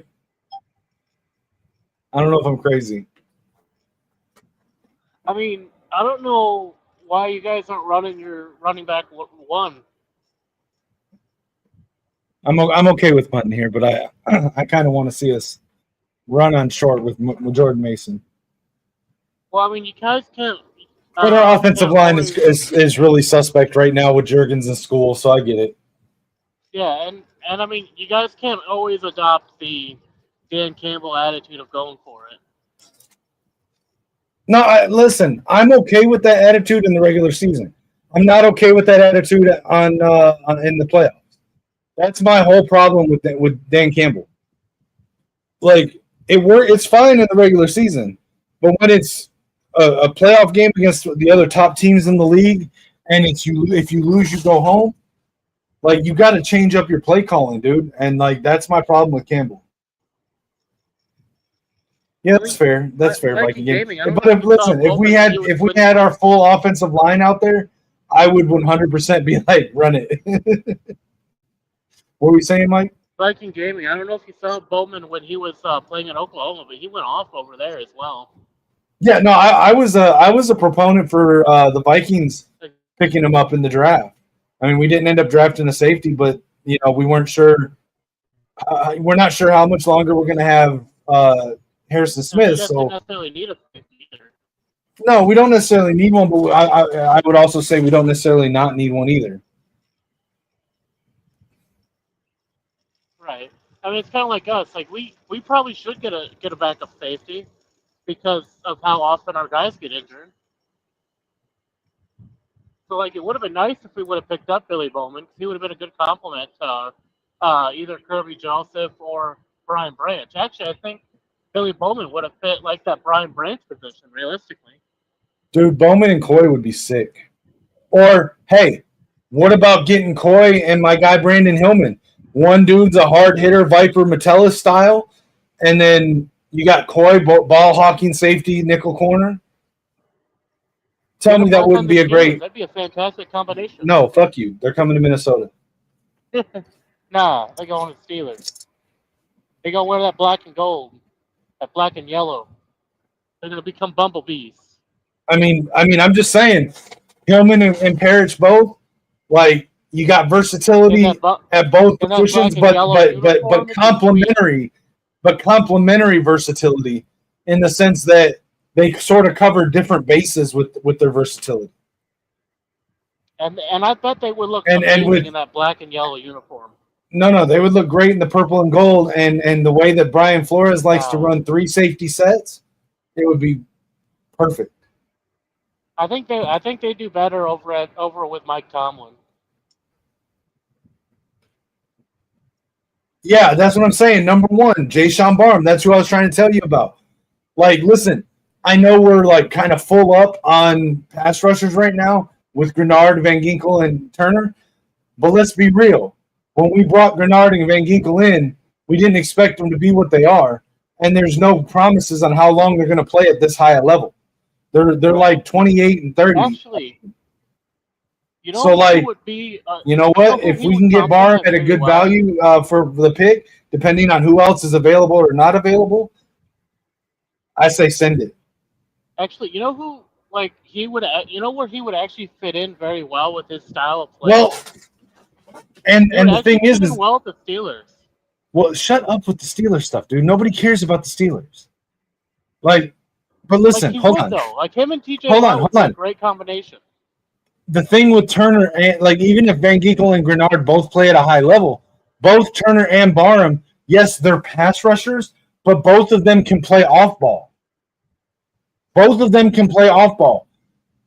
Turner played off ball at he played both off ball and edge rusher at Alabama.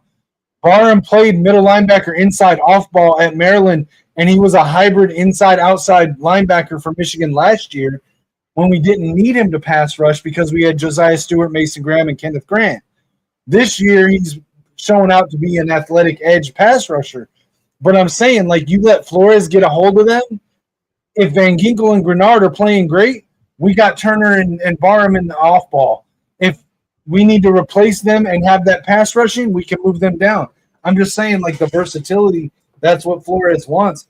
I don't hate it. And I know I'm being a fucking homer because I'm a Wolverine and a Vikings fan, but the tape doesn't lie, dude.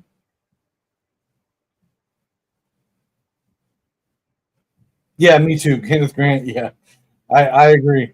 He was my anytime when we were doing the mock drafts, anytime he was available at 24, it was instant click. Instant click.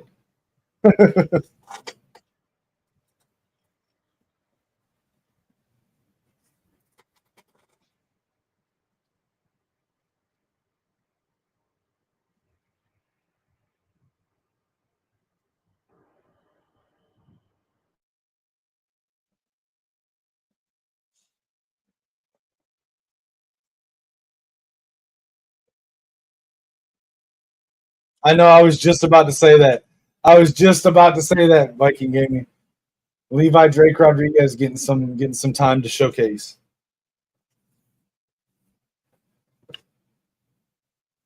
Damn. Hey, if they show a replay of this, watch the right tackle get leveled. Who was that?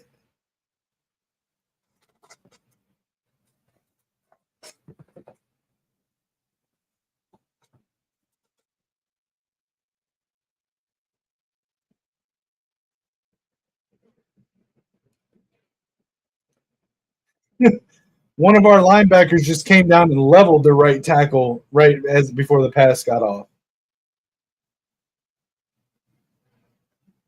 Come on, defense. Come on, defense. Damn it. Come on.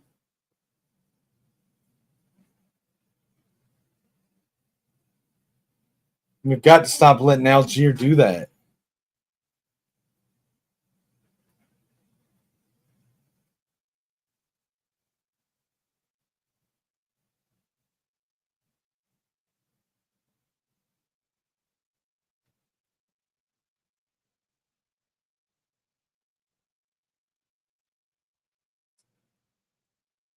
Yeah, I'll be honest. I kind of like Ingram Dawkins a little bit more than LDR. Personally, I think that, but kind of like how I see Brosmer surpassing Wentz by the end of the season. I think that Ingram Dawkins will do the same. That's just my personal though. I can't really back it up. It's just kind of like a gut feeling.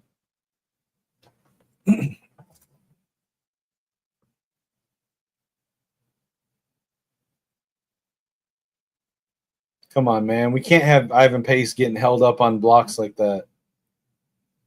You're not going to win, Ivan. You're not going to win blocks against their right guard or left guard or whoever that was. You got to get through the gap or back off.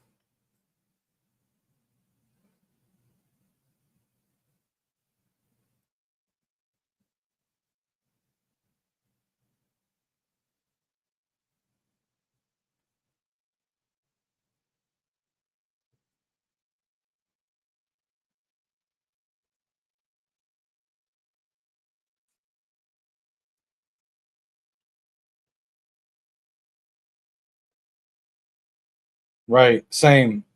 Like, he's great if he can get through the gaps.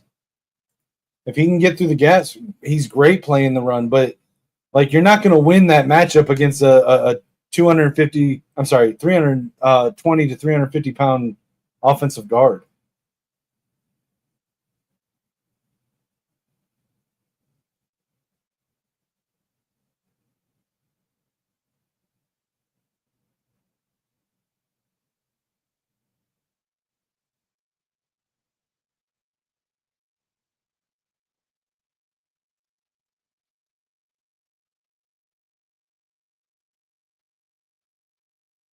There we go.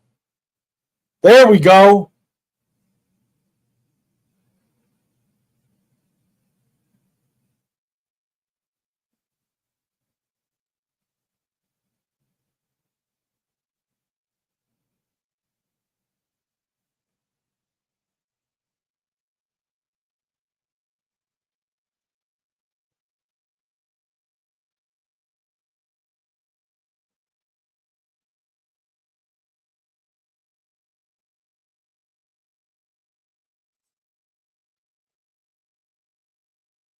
John Parker Romo, wasn't he the kicker we had last year when Riker got injured?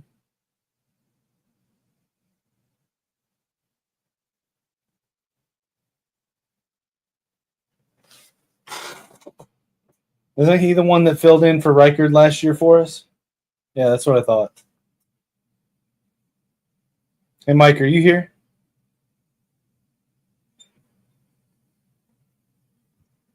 Yeah. Hey, can you man it for a second? I got to step out for just a moment. All right. I'll be right back, guys.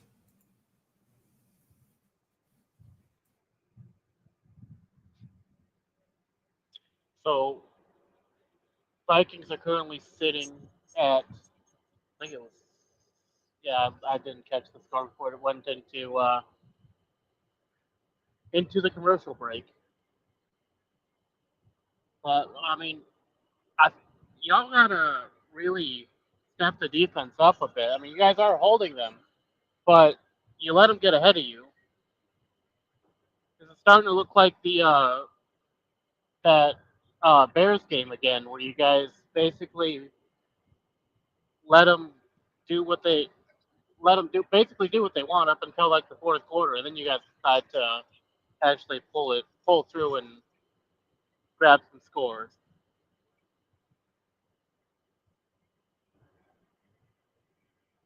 Then again, I mean, you guys are missing a lot of key pieces on defense and on offense, even more. Yeah, yeah, absolutely. Like your defense definitely needs to start cooking. You guys are letting way too much get past you. And I know you guys are better than what it's looking like, at least in like that first week and this week. I know you guys have the talent out there to be able to stop the stuff that they're seeing. So I'm not sure why Flores is letting so much get through. Like it's almost starting to look like, I don't know if you caught like the Oklahoma Michigan game. It's looking like he's like adapting that style of play calling up until the fourth quarter, and then he decides to actually start calling defense. Yeah, I mean, the thing is, though, like last week, we let them score like 2 or 3 touchdowns in the first half. Here, they haven't scored a touchdown. They've been able to drive down to the red zone 3 or 4 times and get field goals. But I'd say we're in a little bit better of a spot with this team with this game than we were last week. Also, something to keep in mind, and I think this is underestimated a lot. Like, not only are we missing more players tonight than we did Monday, to what Viking Gaming is saying, but on top of that, we played Monday night. Atlanta played Sunday. That extra day of rest matters. Right. What's the score right now? Hey, Miles Price with that run. Listen, I was not a big fan of Miles Price up until like literally last week, but the kid is winning me over. Yeah, I think once you guys get Ginkle and Harrison back, I think you guys will be doing a lot better. Ginkle, Harrison, Darisaw, Addison. I mean, realistically, I think just those two would actually like make your defense. Well, but as far as the offense, though, like, listen, no disrespect to the JJ to JJ connection, I would venture to say that JJ McCarthy has best chemistry connection with his receiving core is with Jordan Addison at this point. Because Justin Jefferson missed a lot of training camp, and he's out for the first 3 games. So, like, yeah, and that's the other thing. Like, people can say, "Oh, JJ's playing like crap right now."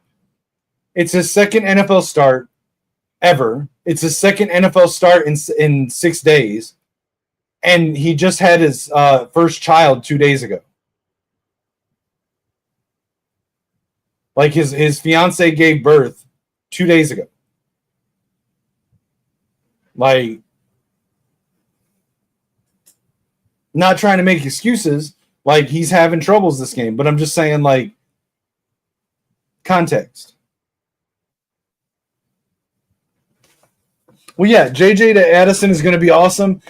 Addison on the field is going to open up looks for Jefferson and for Hawkinson and for Aaron Jones and for Adam Thielen or Naylor, whoever's out there with them. Like,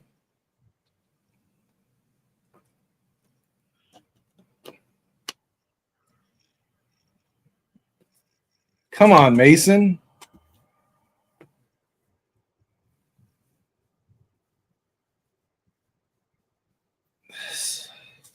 This offensive line, man. Where is Kelly?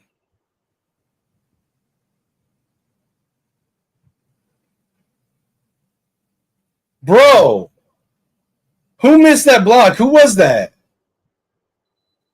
Is that Juergens? God damn, dude. I think it was Juergens, yeah. What was that?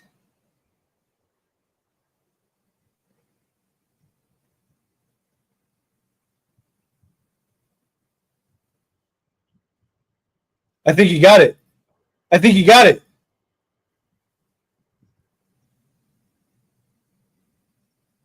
There we go. There we go, JJ. QB sneak worked that time. I think JJ turned on the hockey player switch.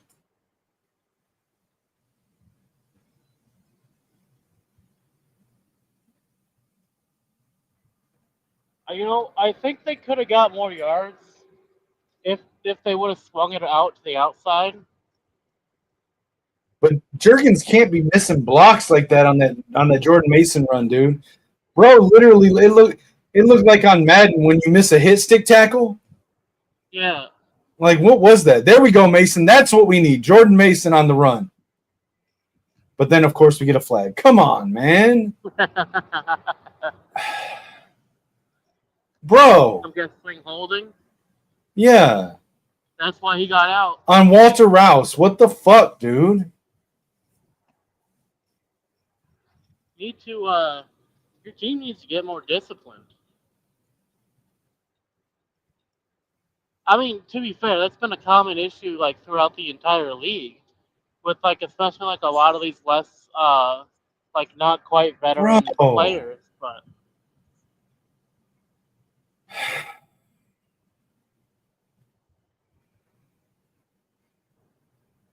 I mean, McFly got his wish and put Walter Rouse in at left tackle, but fuck, dude. And incomplete pass. now you guys are on what, 3rd and 10? 3rd and 20 because of the holding call. Oh shit! And they know you have to pass it, so that's going to make it even harder.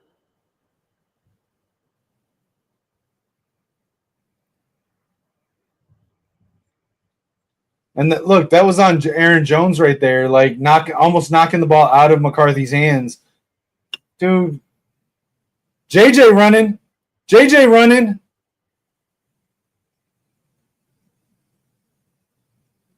3rd down and 5. Like, JJ just gained 15 yards. He said, fuck it, I'm going to do it myself.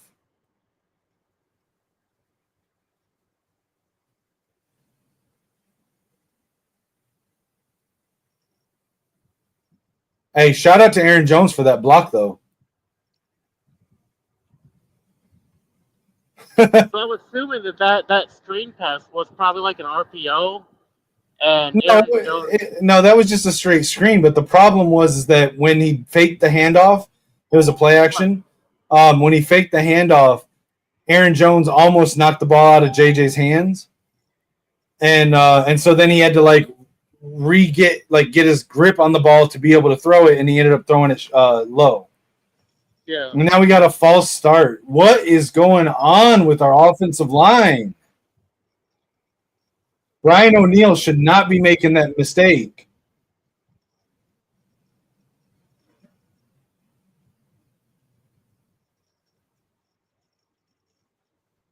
Bro, come on. Yeah, you got your wish. You got Rouse at left tackle. And then he gets a holding call to call back Mason's run.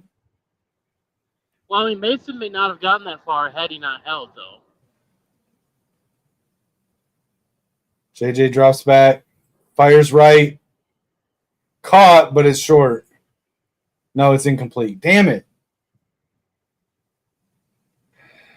I mean, you guys, this is only the third quarter, right? Yeah, Yeah, but it's a minute left in the third quarter. Oh, yeah. So, yeah, JJ's it's about to turn on once JJ starts up. Oh, hey, we got Marty Mc. Oh, no, he was already in here. Never mind. Yeah, it's McFly. We just saw him earlier. Welcome back, McFly. I am trying so hard not to make Back to the Future references. I'm trying so hard. Wait, is that his actual name? Wait, I don't know. I don't know if that is that your real name. I don't think so because it's Marty McFly. That's from Back to the Future. I mean, you never know. I don't think that's his real name, but maybe. I don't know. Like, I mean, you also have. I mean, there's somebody out there with the name of oh God, what was that kid's name from Home Alone? Something McAllister. Oh, Kevin McAllister. Yeah, I mean, I'm sure there's somebody out in the world with that name. Yeah, that's fair.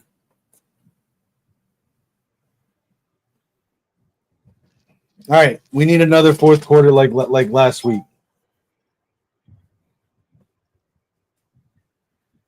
I mean, that seems to be like what's going to be JJ's specialty if he has doing it again in this game. I think that's what basically you just tune in the fourth quarter to actually watch the game.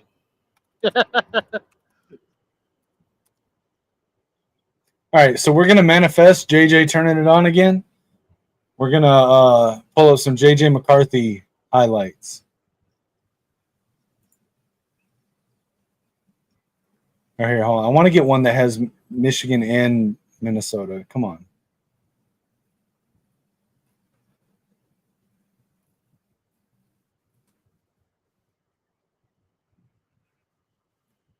I think that commercial's a little misleading. In the strong. All right, well, let's look at highlights from last week. Here we go.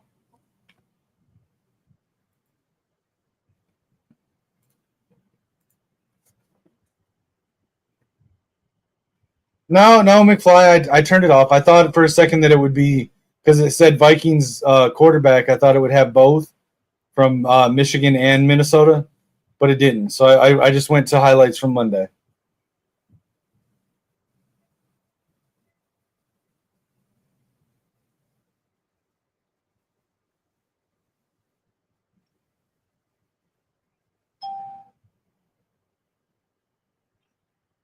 God, JJ's got a fucking cannon, dude.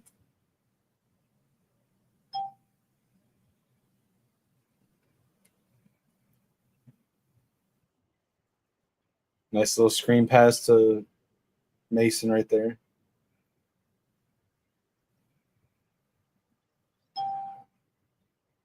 Watch this, Lichemax, because by the time we come to play Detroit, this is the JJ you're going to get all game long. Well, I mean, from the looks of this game so far, we don't got to worry about JJ until the we're not talking about this game. We're talking about the well, even here in a couple weeks. Not only this game, like the because we don't play Detroit till like week 6 or 7 or something like that. Right, but if this becomes the trend, then we really don't even have to worry about on. JJ until the fourth quarter. Game's back on. That's when JJ becomes a threat. So if that becomes a trend, then there's nothing to worry about until the fourth quarter. There we go. Nice tackle there.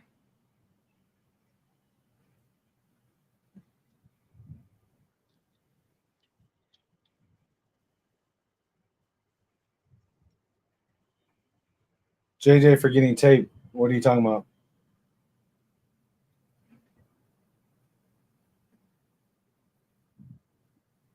There we go. Sack by Grenard. See, with that level of celebration, I was expecting an interception. Hey, he just knocked the fuck out of Michael Penix. Yeah, that was a hard hit. Oh, his foot's getting taped? Yeah, that's fine. It's probably precautionary.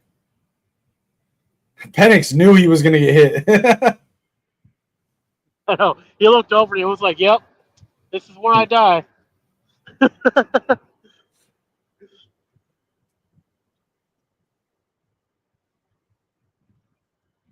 Yeah, he even braced for it, too. He was like, yep, this is where I die. Nice coverage there by Metellus. Nice coverage by Metellus. 4th and 14. Here we go. Defense stepping up again. There we go. Flores finally putting his adjustments into play. Yeah, it only took almost 4 quarters. Yeah, Wilson almost got the sack there. You know, most teams adjust like after the half, not like after the half and then a quarter afterwards. You know. You know what? All that matters is the win. Okay, we're gonna get the win. We're gonna manifest it. We're gonna manifest it. Like, I'm not rooting for the Falcons, but I also don't want you guys in the playoffs. So that's kind of where I'm at. You're just scared that we're gonna get rolling and then we're gonna roll through Detroit. I mean, you guys are set for the next, 5 years, cap-wise. Detroit really needs the Super Bowl this season because this would be the year for them to be able to do it. I don't think they're going to make it either way, but if they're going to have a chance, then we have to be able to beat the Vikings first and foremost. Like, that's an important thing because I think you guys are going to be a major factor on whether or not we make it to the playoff, that first stepping stone. But if we can manage to pull out a win against you guys, that puts us in a good spot to make the playoffs, given our record going up to that game.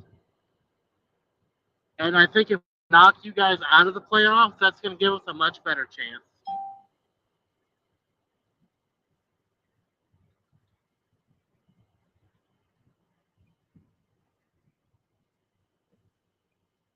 Me, I got the Lions for the NFC, the Steelers for the AFC, and I have a good reason for having two.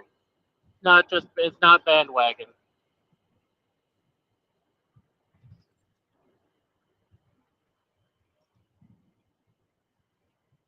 I guess since we're in commercial, I can explain it. So, my first team when I first started watching the NFL was the Steelers. And that was because that was the team my dad watched. But I started watching the Lions right as soon as they got Dan Campbell. Because my favorite players in the NFL, Palomalu and Benny, both retired, so I started to go look at the home team, the Lions, to see what they had going on. And I started watching them more when they got Dan Campbell. And then ever since then, I've just kind of been watching them and being a fan of them because I'm originally from Michigan, so Detroit is like my state team. So I've always been like a small fan of them, but I became a bigger fan once they got Dan Campbell due to that energy that Dan brings to the team and to the game as a whole. And he actually made the games fun to watch. I mean, I still watch the Steelers, but I don't watch them to the extent that I watch the Lions. So basically he has two teams, so whichever one's worse, he can ignore that team and cheer for the other one. I mean, my original team is first and foremost the Steelers. And if they both make it into the Super Bowl, I don't know who I'm going to root for. He had to have a backup team because the Lions were so bad for so many years. He became a Steelers fan, but then the Steelers got bad and the Lions got good. So he's like, yeah. So you know that Homer Simpson meme, like backing into the bushes then coming back out. That's him every season. Whichever team is better. No, actually, I was originally a Steelers fan, first and foremost. I still supported the Lions, but not to the extent that I supported the Steelers. So I guess realistically, if I had to pick a team, if they both made it to the Super Bowl, I'd have to go with my first team, the Steelers.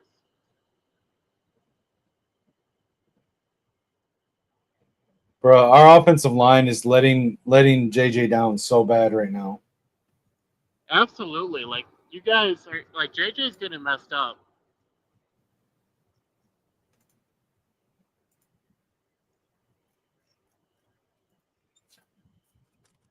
Oh, and he fumbled.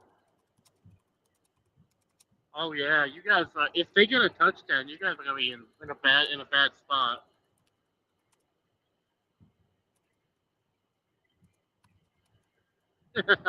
I can't agree with the announcer more there. Like it looks like your guys' offensive line really doesn't know what's going on.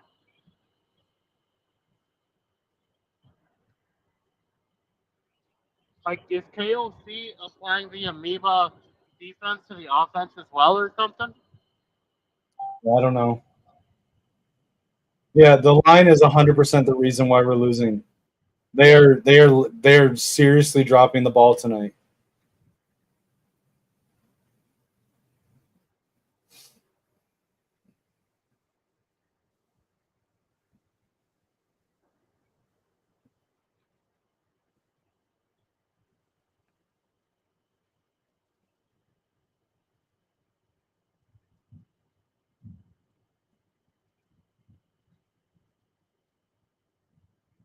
I mean, Did he just give a Madden reference on Sunday Night Football? he did, yeah.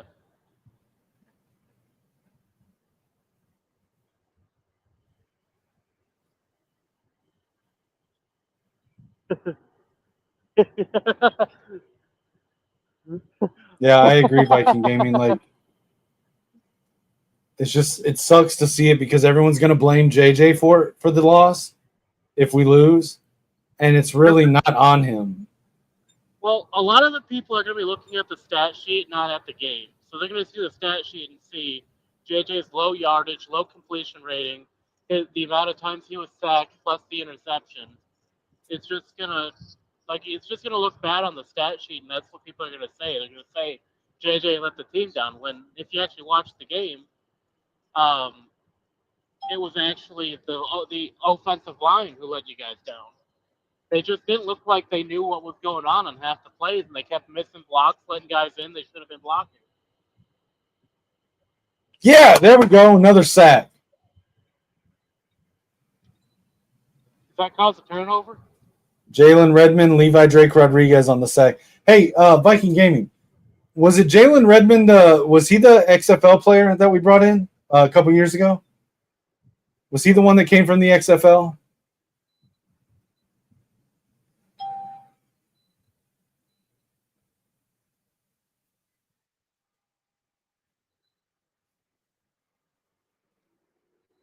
Love that sack. Yeah, I know we had somebody. I think we had like two players from the XFL, but I don't think I thought one of them got cut. But I think that Jalen Redmond was one of them. I just can't remember for sure.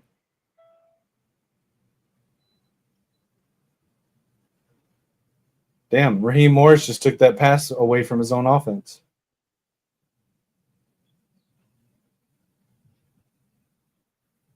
It would have been a delay game if he didn't. Yeah.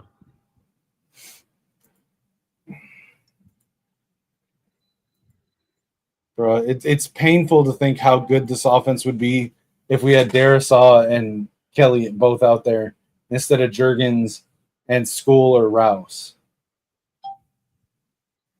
Well, you guys would definitely be in a much better position right now. You guys would actually be starting to come back instead of like falling even farther behind. Right. But I think if you guys do end up losing this game, 100% is on that offensive line. 3rd and 21, Penix in shotgun. Pitts in motion. Takes a snap, fires left. Tackled behind the line. No conversion. 4th down. Josh Metellus on the tackle. Yeah, okay. Yeah, I thought it was Redmond. I just couldn't remember for sure. I appreciate you double checking that, man. Thank you. Hey, you know what's even funnier? Is Kinetik right now is sitting at his computer. So, like, he has access to Google. Shut up. I'm focused on the game, okay? I forgot I And not had. only that, he also forgot has it. a phone nearby, which Shut up. also has Google access. Speaking of which, I need to plug that in. But yeah, shut up, dude. Like, I have an excuse. One of us is quote unquote stat boy, and it's not me. Hey, one of us is also on their phone. Where if I switch tabs, I get kicked out of this, out of the studio. So there's that.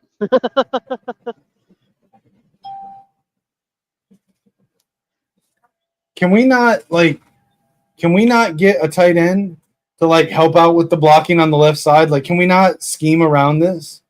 Well, you see, they don't pay Hawkinson to block; they pay him to catch balls. Yeah, but we've got other tight ends. Yeah, but they're not paid to block though.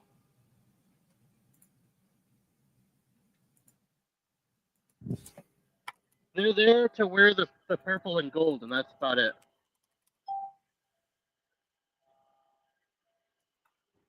Oh, you guys are 2-score game? Oh.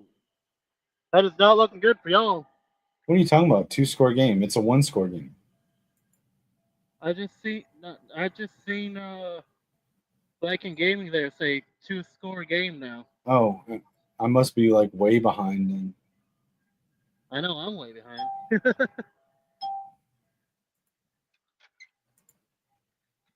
Yeah, so that's not great.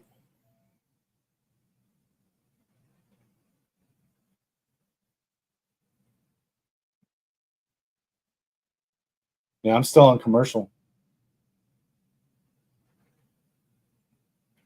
I'm going to need Spectrum to step it up. Hold on, let me pull it up on my TV too. Hold on 1 second.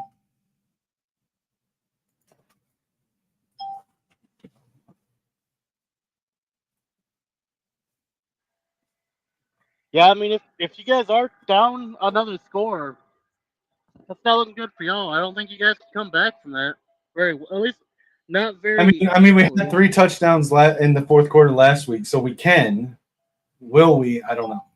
Well, I mean, with how you guys have been playing and how that offensive line has been doing in this game, I don't see it as being like a real possibility. I mean, obviously there is always going to be a chance there, but I just don't see it with the way you guys have been playing.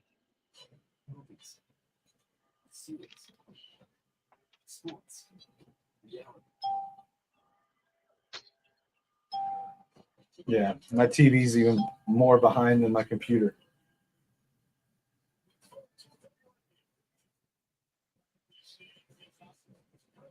Yeah, Viking Gaming says you're 15-6. Yep. Okay. Well, here we go. So I think it's safe to say that. I mean, there's still a lot of time left. You guys could come and bring it back, but it's hard for me to imagine that with how your offensive line has been playing. I don't disagree with you. They're definitely letting JJ down tonight, and it's frustrating. I don't know why I didn't turn my camera back on. It's almost like they went out there and put like rookies in over like the veteran guys. It's kind of how it's looking like. That's how your offensive line is playing.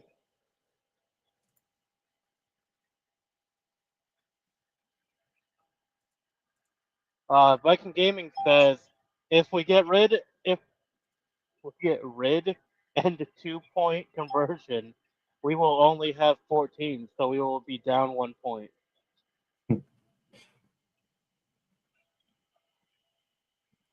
I will say this. I know when we needed an offensive coordinator at Michigan last year, I was a big proponent that we should have went after the Atlanta Falcons offensive coordinator. Who is it? I don't. game? Zach something Robinson or Zach something. I have to go look it up. Hold on. I just remember like watching some of his stuff last year and thinking that he would be a good offensive coordinator for Michigan. I think we should. I think we should have got Dan Campbell. Should have traded Kurt Campbell for Dan Campbell.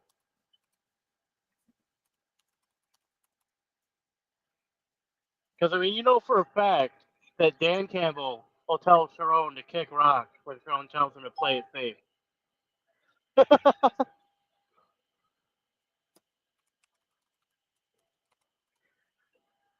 Yeah, Zach Robinson. That was his name. Yeah, I was gonna say Zach Robinson sounded about right. Come on, man. We can't be overshooting Jalen Naylor like that.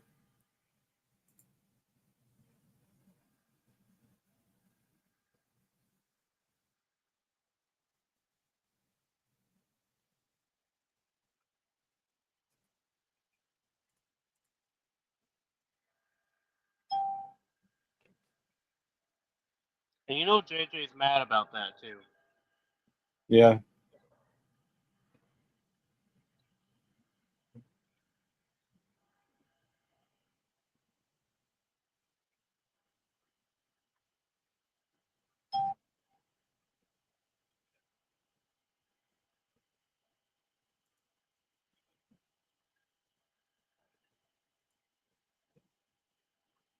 And what really sucks about that is all these 4-and-outs are gonna throw JJ off his rhythm. He's not. If he can't get a rhythm going, it's gonna be really hard for them to be for you guys to be able to come back very well. Right. And with them getting the ball back, I mean, all they have to do is just essentially just run the clock. You know. Yeah, fourth quarter, I would have went for it. Yeah, I mean, there really isn't a bad. I mean, and even if you don't see anybody open, find the deepest person you can find and throw it up to them, because then you'd be able to like at least it'd work as a punt. I mean, you might you're gonna take a hit to your stat by getting an interception, but you could potentially pin them back even farther.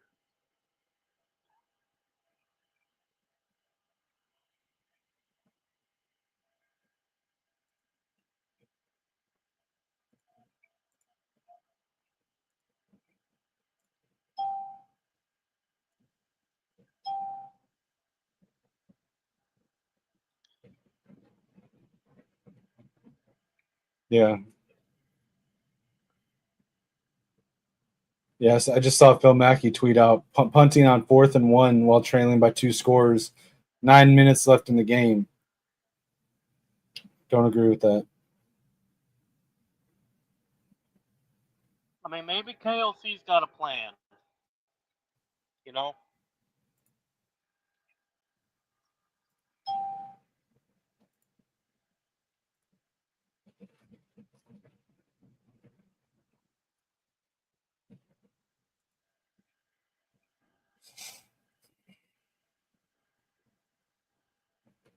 I think honestly, like part of your guys' downfall also not even like not only was it the offensive line, I think it was kind of the ways that how long it took Flores to correct for what he was seeing from the Falcons. It took him almost 3 quarters to really start adjusting to the Falcons, to really start beating what they were doing. I mean, yeah, he was doing a good job containing, but he wasn't really beating, if that makes sense. Right. I think that's something he's going to have to work on as the season goes on. He's got to try to adjust that, like see what the opponent's doing and adjust quicker. Because if he keeps waiting until the fourth quarter to adjust, this is what you guys are going to be dealing with all season. I mean, it would also help if the offense would put you guys in a better position. But I mean, when the offense can't get it done, it's up to the defense, and you guys just that bend but don't break defense isn't going to work for every team.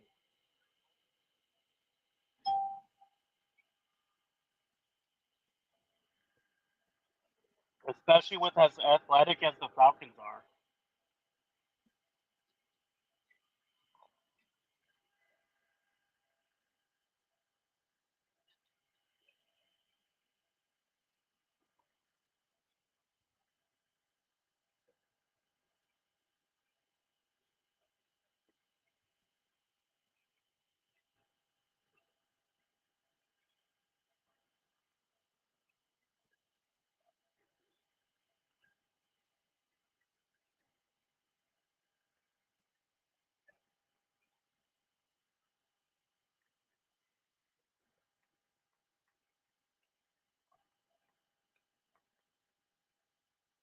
Now, where did Penix play before he went to the NFL again?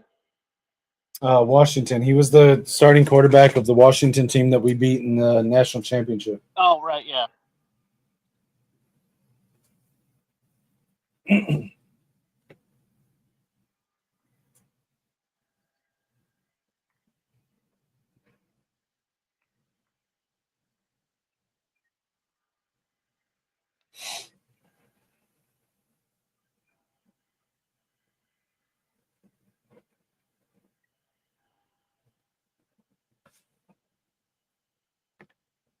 Can't keep letting them get first downs like that.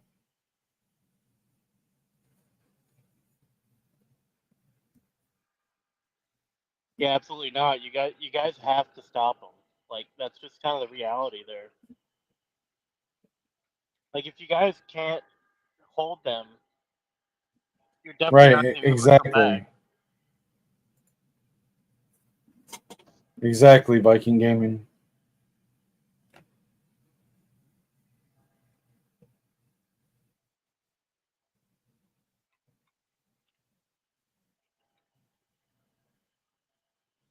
That was a good stop.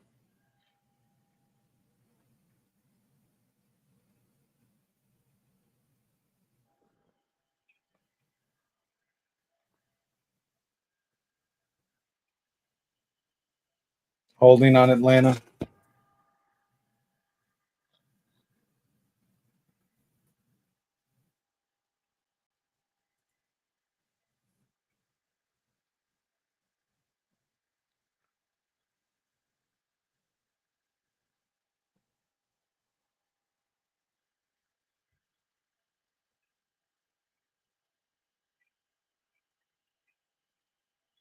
I mean, you guys, and what sucks is you guys really have to stop them before they cross over the 50. Yeah. I mean, we really need to get a quick stop or turnover, and we're not. Like ideally, you guys need you guys need to force a turnover, not a punt, because if you get a punt, you're not going to have enough time to drive down the field and then get the ball back to drive back down the field for another field goal. Right. Like Viking Gaming here pointed out, he was holding Grenard, and Grenard still got in on the play.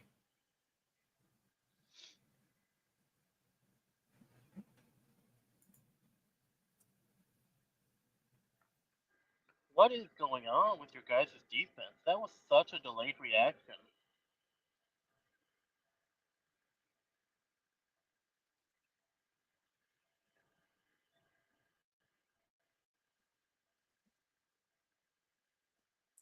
That's not good. Oh, okay. Gabriel Murphy. I saw Murphy on the back of his jersey. I thought it was Byron Murphy. I was like, oh my god. Not that I'm happy Gabriel Murphy might be injured. Yeah, you're right. I mean, it's a smart thing to do.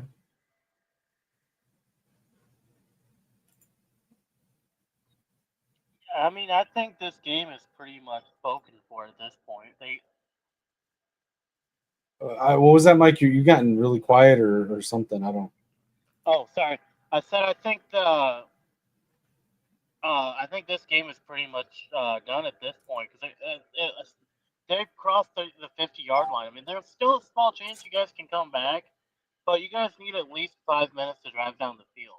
I mean, I don't disagree with you, but you did say that last week too. Well, last week you guys came out the gate under the fourth with a touchdown, and Yeah, then like I said, I don't disagree with a you. turnover touchdown. I don't disagree with you. I just want to point out that on last week's watch along, there was a point where you said it's not possible. where you said the same thing. You said this game's basically over, and then we came back. Yeah, you guys were down 2 touchdowns, but you also had a lot more time in the fourth quarter to come back. Yeah, that's true. This time, you guys are it's 7 minutes. They just crossed the 50-yard line. So even if you guys do get a turnover, you're getting it back at best the 25-yard line. At worst, the 13-1. Yeah, no, I mean, like I said, I don't disagree with you. And yeah, and like in gaming says here, the Falcons defense are showing out. Like they're outplaying your offense. Well, they're outplaying the offensive line. Right. They've got a bunch of pass rushers that are taking advantage of our shitty offensive line play. Right. Which doesn't make it's maddening, dude, because we have two of the best tackles in the country.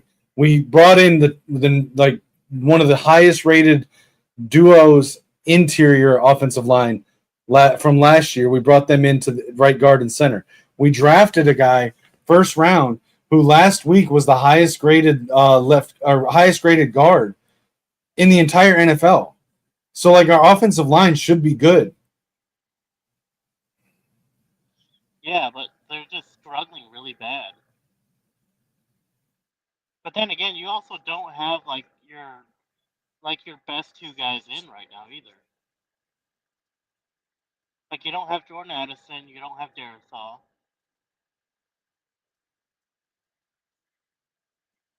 I'm just saying, like, offensive line should not be a weakness for this team. That's what makes it so frustrating. What is up with the pink guy and the Taylor Swift thing on?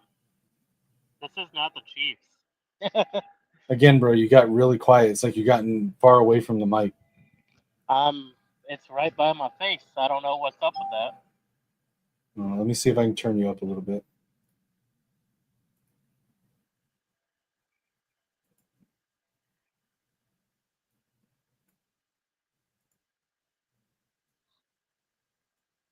Say something now. Something now. Yeah, that's a little bit better.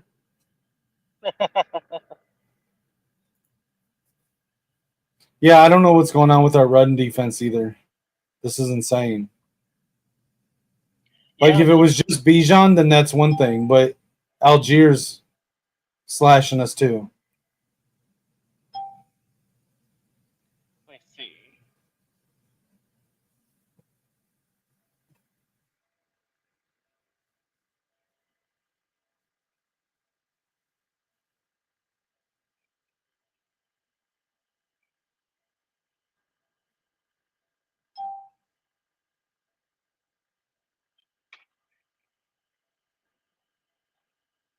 Let's see.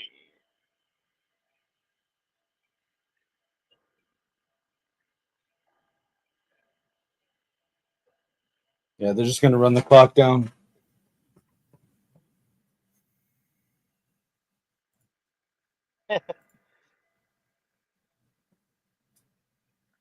See, so far, Atlanta has gotten 135 rushing yards. Or sorry, let's go to team here. Have gotten where is it?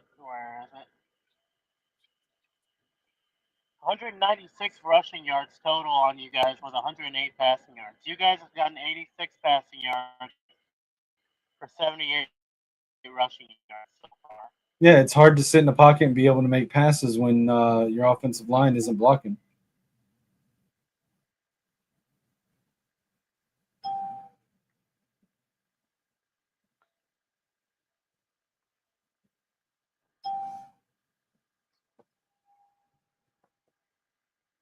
I mean, I can go through the rest of the stats while we're on commercial, I guess. Oh, now you want to be stat boy. Okay, I see. Well, the game's about over now, so I mean, I can do that. So let's look at total yardage of the game. Total net yards of the game. Atlanta Falcons got 304 yards total. The Vikings got 164. The net rushing yards of the Falcons is 196, and the for 31 rush attempts, and they averaged 6.3 yards a rush. The Vikings got 78 rushing yards for 19 attempts, and 4.1 was their average rushing yard. Passing yards, the Falcons got 108 passing yards, 13 completions out of 21 attempts, averaged 4.5 yards per pass. And then the Vikings got 86 passing yards for 9 completions out of 17 attempts. 3.7 yards was their average.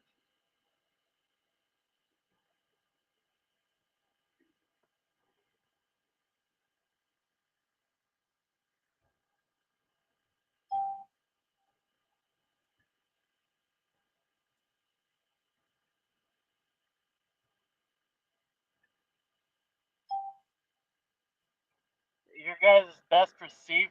Yeah, that's true. Was- Vikings gaming. We're KOC.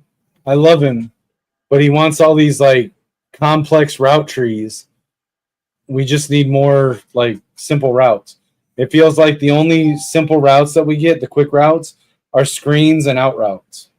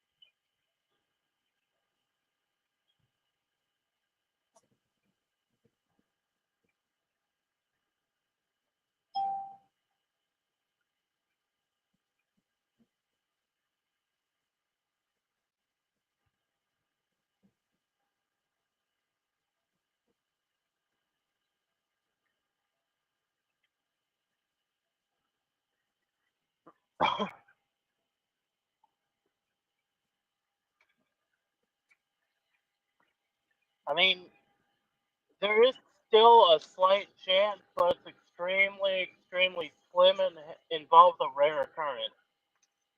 Like you How guys do we have, how do we miss 3 tackles on one play, on one player?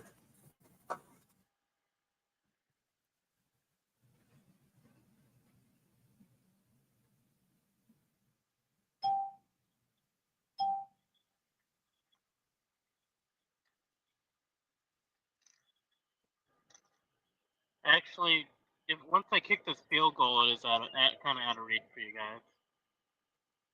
Barring a fumble, scoop, and score, yeah, I mean, you guys or would have or an to, onside kick recovery. yeah. So I mean, you guys unless you guys can block the field goal, get recover it, and run it back for a touchdown here, and then onside kick, recover the onside kick, following a Pat McAfee maneuver, and then running it back for a touchdown off of that. That would potentially put you guys in.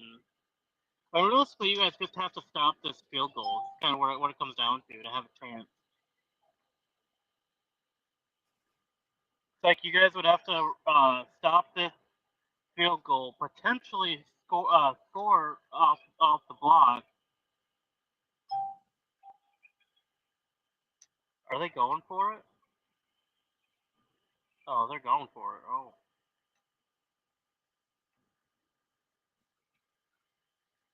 Oh, they got it. Yep.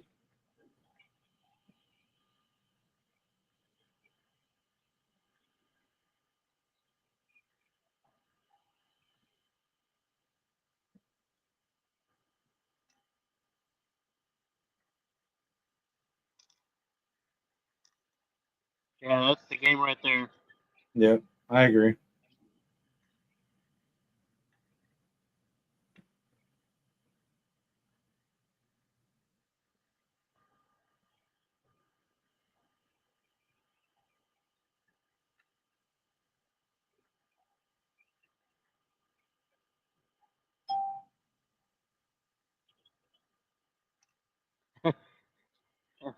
Flores is Yeah, Flo's very, pissed. very pissed.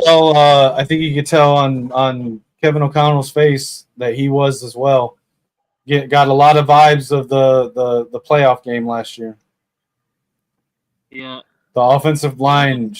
There's no excuse for the offensive line being this bad. Yeah, I mean these guys. I mean, how many rookies you guys got on the offensive line? One.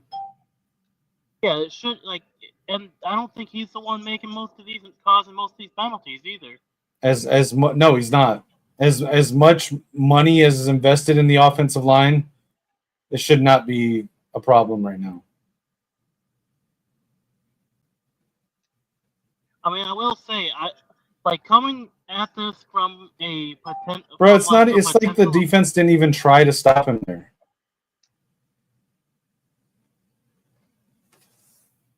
I mean, what are they thinking that like they can just like? Are they thinking let him score so we get? Yeah, that's so what they y'all were have doing. time? That's what they were doing. I just don't like it. I mean, that wouldn't be bad if you guys weren't down already by 2 scores. Now you guys are down by 3. You got 3 minutes 22 to score. It takes you guys at least like almost like close to 4 minutes to drive down the field against this Falcons defense. It's gonna be like a complete uphill battle for you guys to come back from this.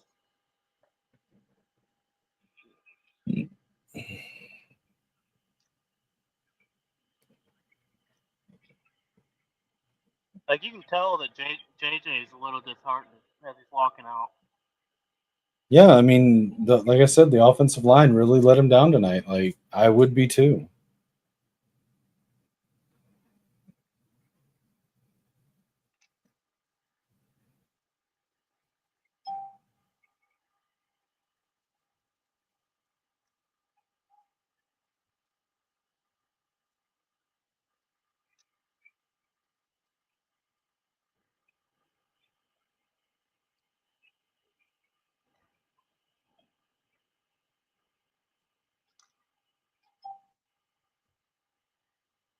It's just stupid, dude.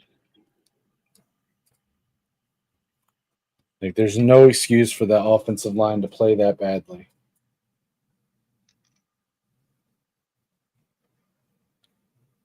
That's the hope.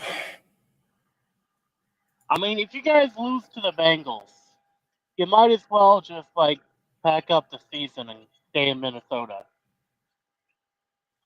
I mean, like if they had Burrow and you guys lost, I'd get it, but they don't have Burrow, so you got this. That should legitimately. That game should look like what the Lions in the Bears game looked like. You guys should drop at least 60 on them. But it is kind of a shame that like missing those 2 players affected your team this much. There's just no excuse for this. There's no excuse for the offensive line to play that badly. Yeah, I mean, especially it's not like you guys are missing like huge pieces to your offensive line. You're missing one guy. Like, yeah, he's a Well, pretty big we were piece of missing the line. 2. We were missing 2. We were missing our center and our left tackle, Right. both of whom are 2 of the best players in the country.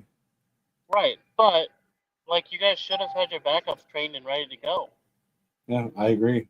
Like that's something that a lot of these teams don't do very well. That I think college does better than the NFL.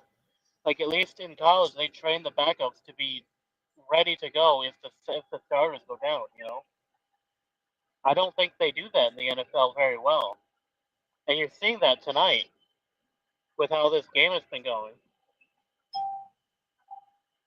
It just, like I said, it just sucks because the offensive line was supposed to be one of the strongest units on the team.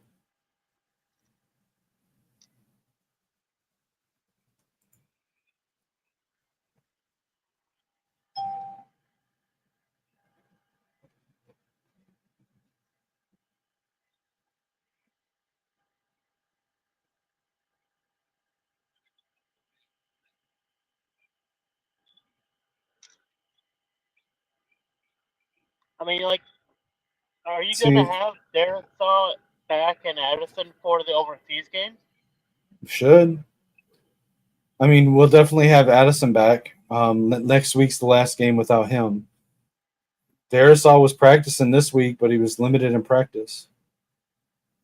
So it could be at least 2 more weeks before Darisaw comes back. I don't know about Kelly. I don't know what happened there. Yeah, I'm not sure either. But I also don't follow your team.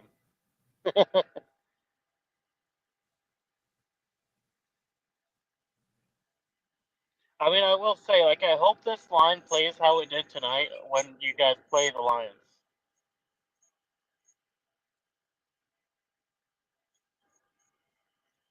Like, from an opponent's perspective, I'm really liking what I'm seeing on your guys' offensive line. It's just disappointing, man. The offensive line shouldn't be this bad. I mean, It's just if you disappointing. look back, I mean, at week 1 we had the same issue. Our offensive line wasn't doing what they were supposed to be doing either. Granted, this is week 2. Like they should have already be in position to have to create some success. At this point, at least like somewhat, like obviously they may not be clicking fully, only having a handful of in-game situations, but like at this point, they should at least It's have a nice like catch by T.J. Hawkinson chemistry. there for a first down. Like they should have some semblance of chemistry at this point. Like he's starting to build that chemistry, but it looks like that's not what's going on. Oh, Hawkinson just like shoved that guy out of his way.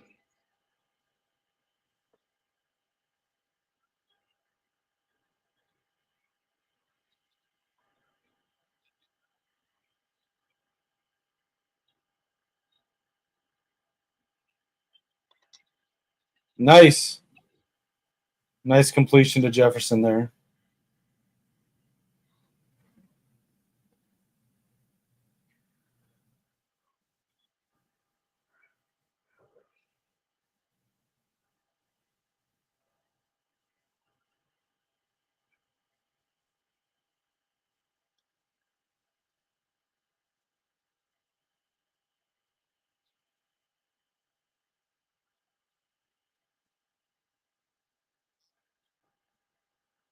Yeah, if they can get down and score.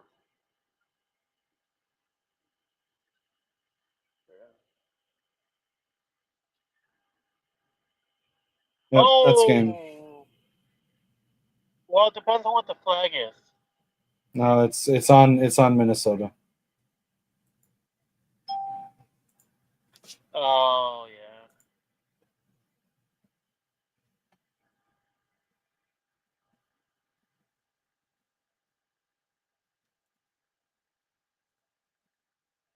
Yeah, that is most definitely the game.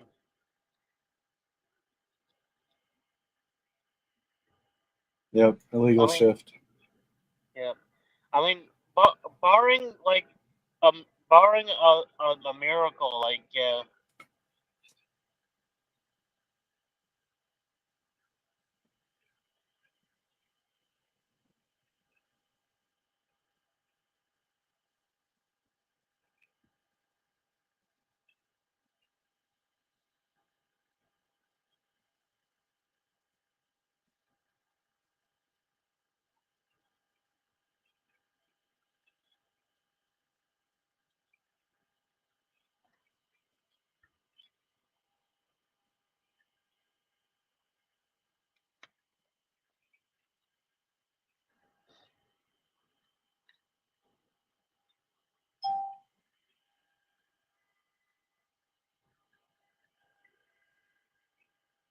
Yeah, I get that. I mean, he did pull off a fourth quarter miracle last game, and I guess it was kind of a little bit hopeful to think that he like, especially with how the O line was playing, to think that he might be able to pull it off again.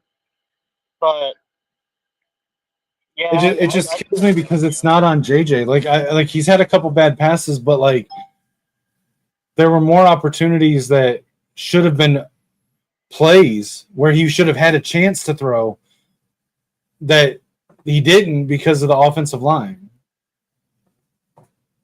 Right, yeah, I think the offensive line is definitely going to be a hindrance to you guys until you get Darrisaw back. Because like I've seen like a lot of it is pressure from the edge where Darrisaw would normally be sitting.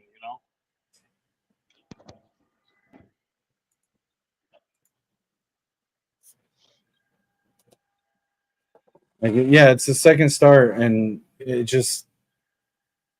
But it's not even only just JJ though, or not JJ, but not only just the offensive line. Like your guys' defense was giving up way too much. I mean, the defense kept us in the game the whole game. Right, but like when it really came down to it, they were giving up points rather than like trying to lock it down. Flores seemed like he was waiting until like the last second to actually start implementing the defense to actually go for stops and get turnovers.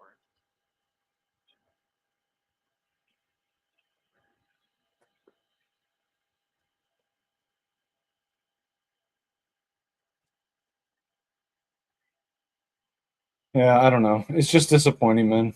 This was a game that we were supposed to win. Our offensive line was supposed to be better than this. I mean, you're also playing with a couple backup guys, so I mean, I can see like that being a point of contention because like they don't train them like they do in the college to be ready for when they get swapped into backup. They like it's not like it's not as in depth if that makes sense. At least to my knowledge, I could be wrong.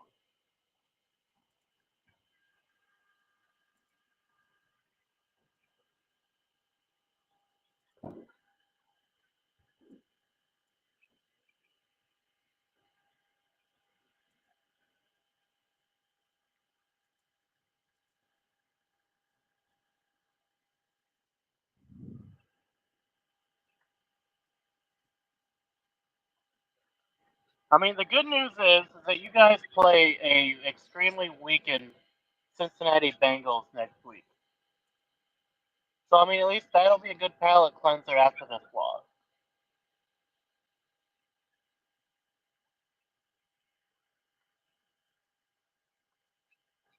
Yeah, they had the whole offseason. Missing one player should not affect the line this badly. And they knew he was going to be out for likely the first couple games. Literally the whole offseason.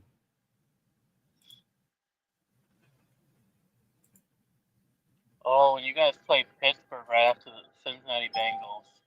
Yeah, but but it's not. It's Yeah, I know over in Ireland.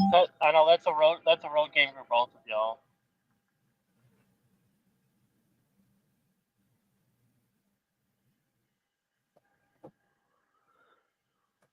If you guys lose to the Browns, though, I think that's going to be extremely embarrassing. Less The way so that the than if you offensive guys, line's playing, I don't know now. I mean, less so than if you guys lose to like the handicapped Bengals. Like if you guys lose to the handicapped Bengals, that would be like the most embarrassing loss on your ticket. But with the way that your offensive line is going, I could definitely see being a defensive battle in Cincinnati.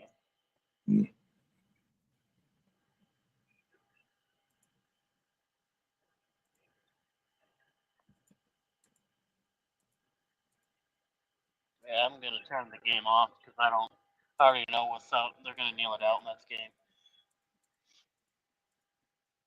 So, looking at the game, what do you think they could have done better? Say it again. So, looking at the game and how it was played, where do you think they messed up, and what do you think they did well? I mean, the offensive line, conservative play calling. That 4th-and-1 punt at the beginning of the fourth quarter was stupid. Missing tackles in the run game. There's no excuse for that stuff. Yeah, they definitely need to lock up that tackling. Because I mean, if you're a professional player now, you're not in college. That excuse of not having the technique down doesn't really work when you're a professional player. You should Right. have that tackling technique down to be able to drop somebody. And it's not like you're not bigger than them because it was offensive linemen. And then he drops the punt. How does he drop the punt, dude? What the fuck was that? You know what? I take back everything I said nice about Miles Price this show. Like, how do you drop that? Yeah, I mean, you guys definitely got to work on your offensive line. That's something you guys need to do. Because I don't want, like, is that, like, going to be a common thing with the NFC North teams? Is their offensive lines just going to be weak? Because, like, how do you drop a punt that literally hits your hands? It's like week 1, like, the Lions had that same issue on our offensive line. was playing like just hot garbage. And then now week 2, it's your guys' turn for your offensive line to be hot garbage. Who's next on the docket for their offensive line to play it to be hot garbage?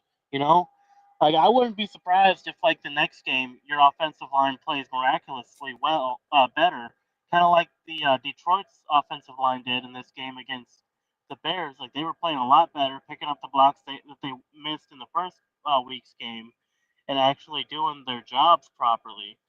I can Right. see like you guys going into the Cincinnati Bengals, going into that game, and your offensive line just decides to play much better than they did in this game. Like I don't know if it was just like the stunts or like the play calling from Atlanta that was kind of throwing your guys off, but I mean you'd think you guys would be prepared for some of the stuff that Atlanta Yeah, was throwing. we should have been ready for it, but It all didn't right. look like they were Well, doing anything crazy.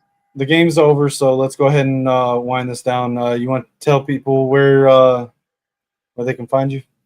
Yeah, you can find me at Lichemax626 on X, formerly known as Twitter, on Twitch, and on YouTube. You can also find me over at the Maze Madman Show, where I'm Statboy 2.0 and I produce Maze Out Mondays.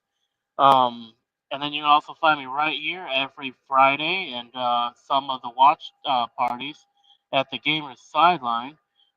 This week we have this Friday we have a special guest joining us for an interview, so you definitely want to make sure you're subscribed and so you don't miss that, and make sure that notification bell is on so you get notified. Yeah, and as always, you can find me on every social media platform at Kinetik615, on YouTube here at Kinetik615, gaming over at Kinetik615 Plays, and on the Gamer Sideline with Lichemax.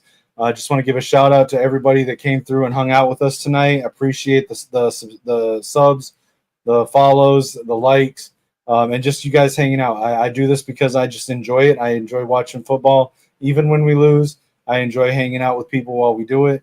I'm going to keep doing it throughout the season.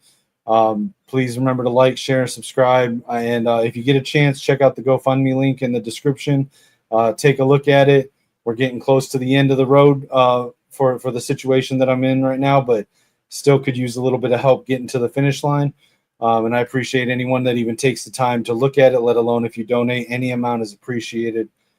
But yeah, as always, cheer loud, play harder, and join us next time on the sideline. Yep. Until next time, it's always for me, go blue and Skull Vikes. From joystick dreams to Friday night lights, it's controllers and cleats under podcast mics with Lichemax dropping deep like he's throwing a bomb, and Kinetik calling audible, staying calm in the storm. From the field to the sticks, yeah, we bring the heat. With Kinetik and Lichemax, never miss a beat. When the final whistle blows or the credits roll, we're signing off strong, that's how gamers take control. Catch us on the sideline, where legends chill, where the playbooks flip and the passion's real. If you heard the takes, then you know the drill. Till next time, fam, keep it clutch, keep it skill. From the field to the sticks, yeah, we bring the heat. With Kinetik and Lichemax, never miss a beat. When the headset's off and the lights go low, we'll be back next game, y'all already know. We out.